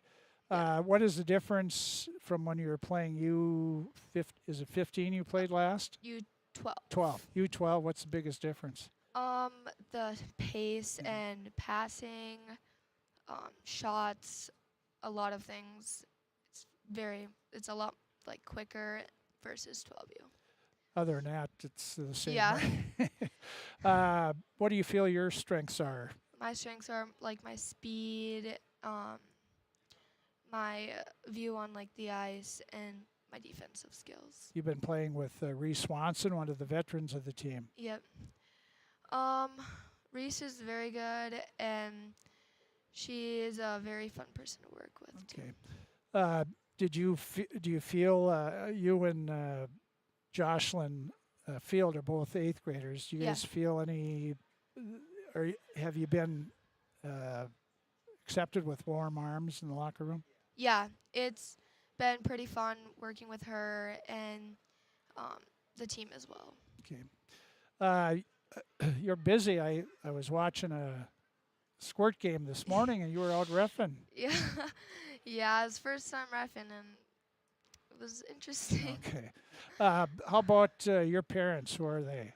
Crystal and Peter Vignes. Okay. Do you have brothers and sisters? Or? Yeah. I have a little brother who is 5, another brother that is 7, a sister that's 9, and another brother that's 11.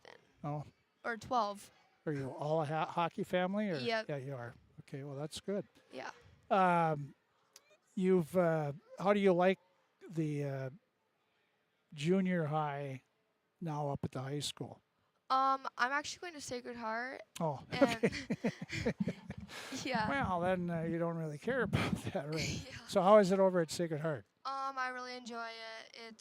I like going to church every Wednesday and just like the faith-based of school that it is. Okay, Adley, thanks for coming up here, and congrats on the start of the season, and hopefully you guys, big game coming up Tuesday. Everybody looking forward to it? Yeah, I'm really excited to play World. Well, Gonna be a good game. Yeah, we'll see what happens. Thanks again, and good luck to you. Thank you. You bet. That's Adley Vignes, Pirate 8th grader, and she's wearing the hard hat that the team gives to the hardworking player of the game. And that's it for us here from the Crookston Sports Center again. It was Coon Rapids Champlin Park scoring 7:20 mark to take a 2-1 lead. Then they scored one with 3 seconds to go in the game and win it 3-1. And Pirates dropped to 3-2-1, 3 wins, 2 losses, 1 tie. Warroad comes up here. 6:30 game time for the varsity. 6:30. We'll be on about 6 o'clock-ish on video. Video only. Tuesday night, Warroad and Crookston girls hockey. And so for all of it, in the Champlin Coon Rapids, they improved to 6-1. So for all of us, till Tuesday night, we'll see you again. For Bo Melby and Cam Heron and Chris Fee, all of us enjoyed it, and we hope you did too. The final again, Champlin Park-Coon Rapids 3, the Crookston Pirates 1. Good evening and have a great weekend.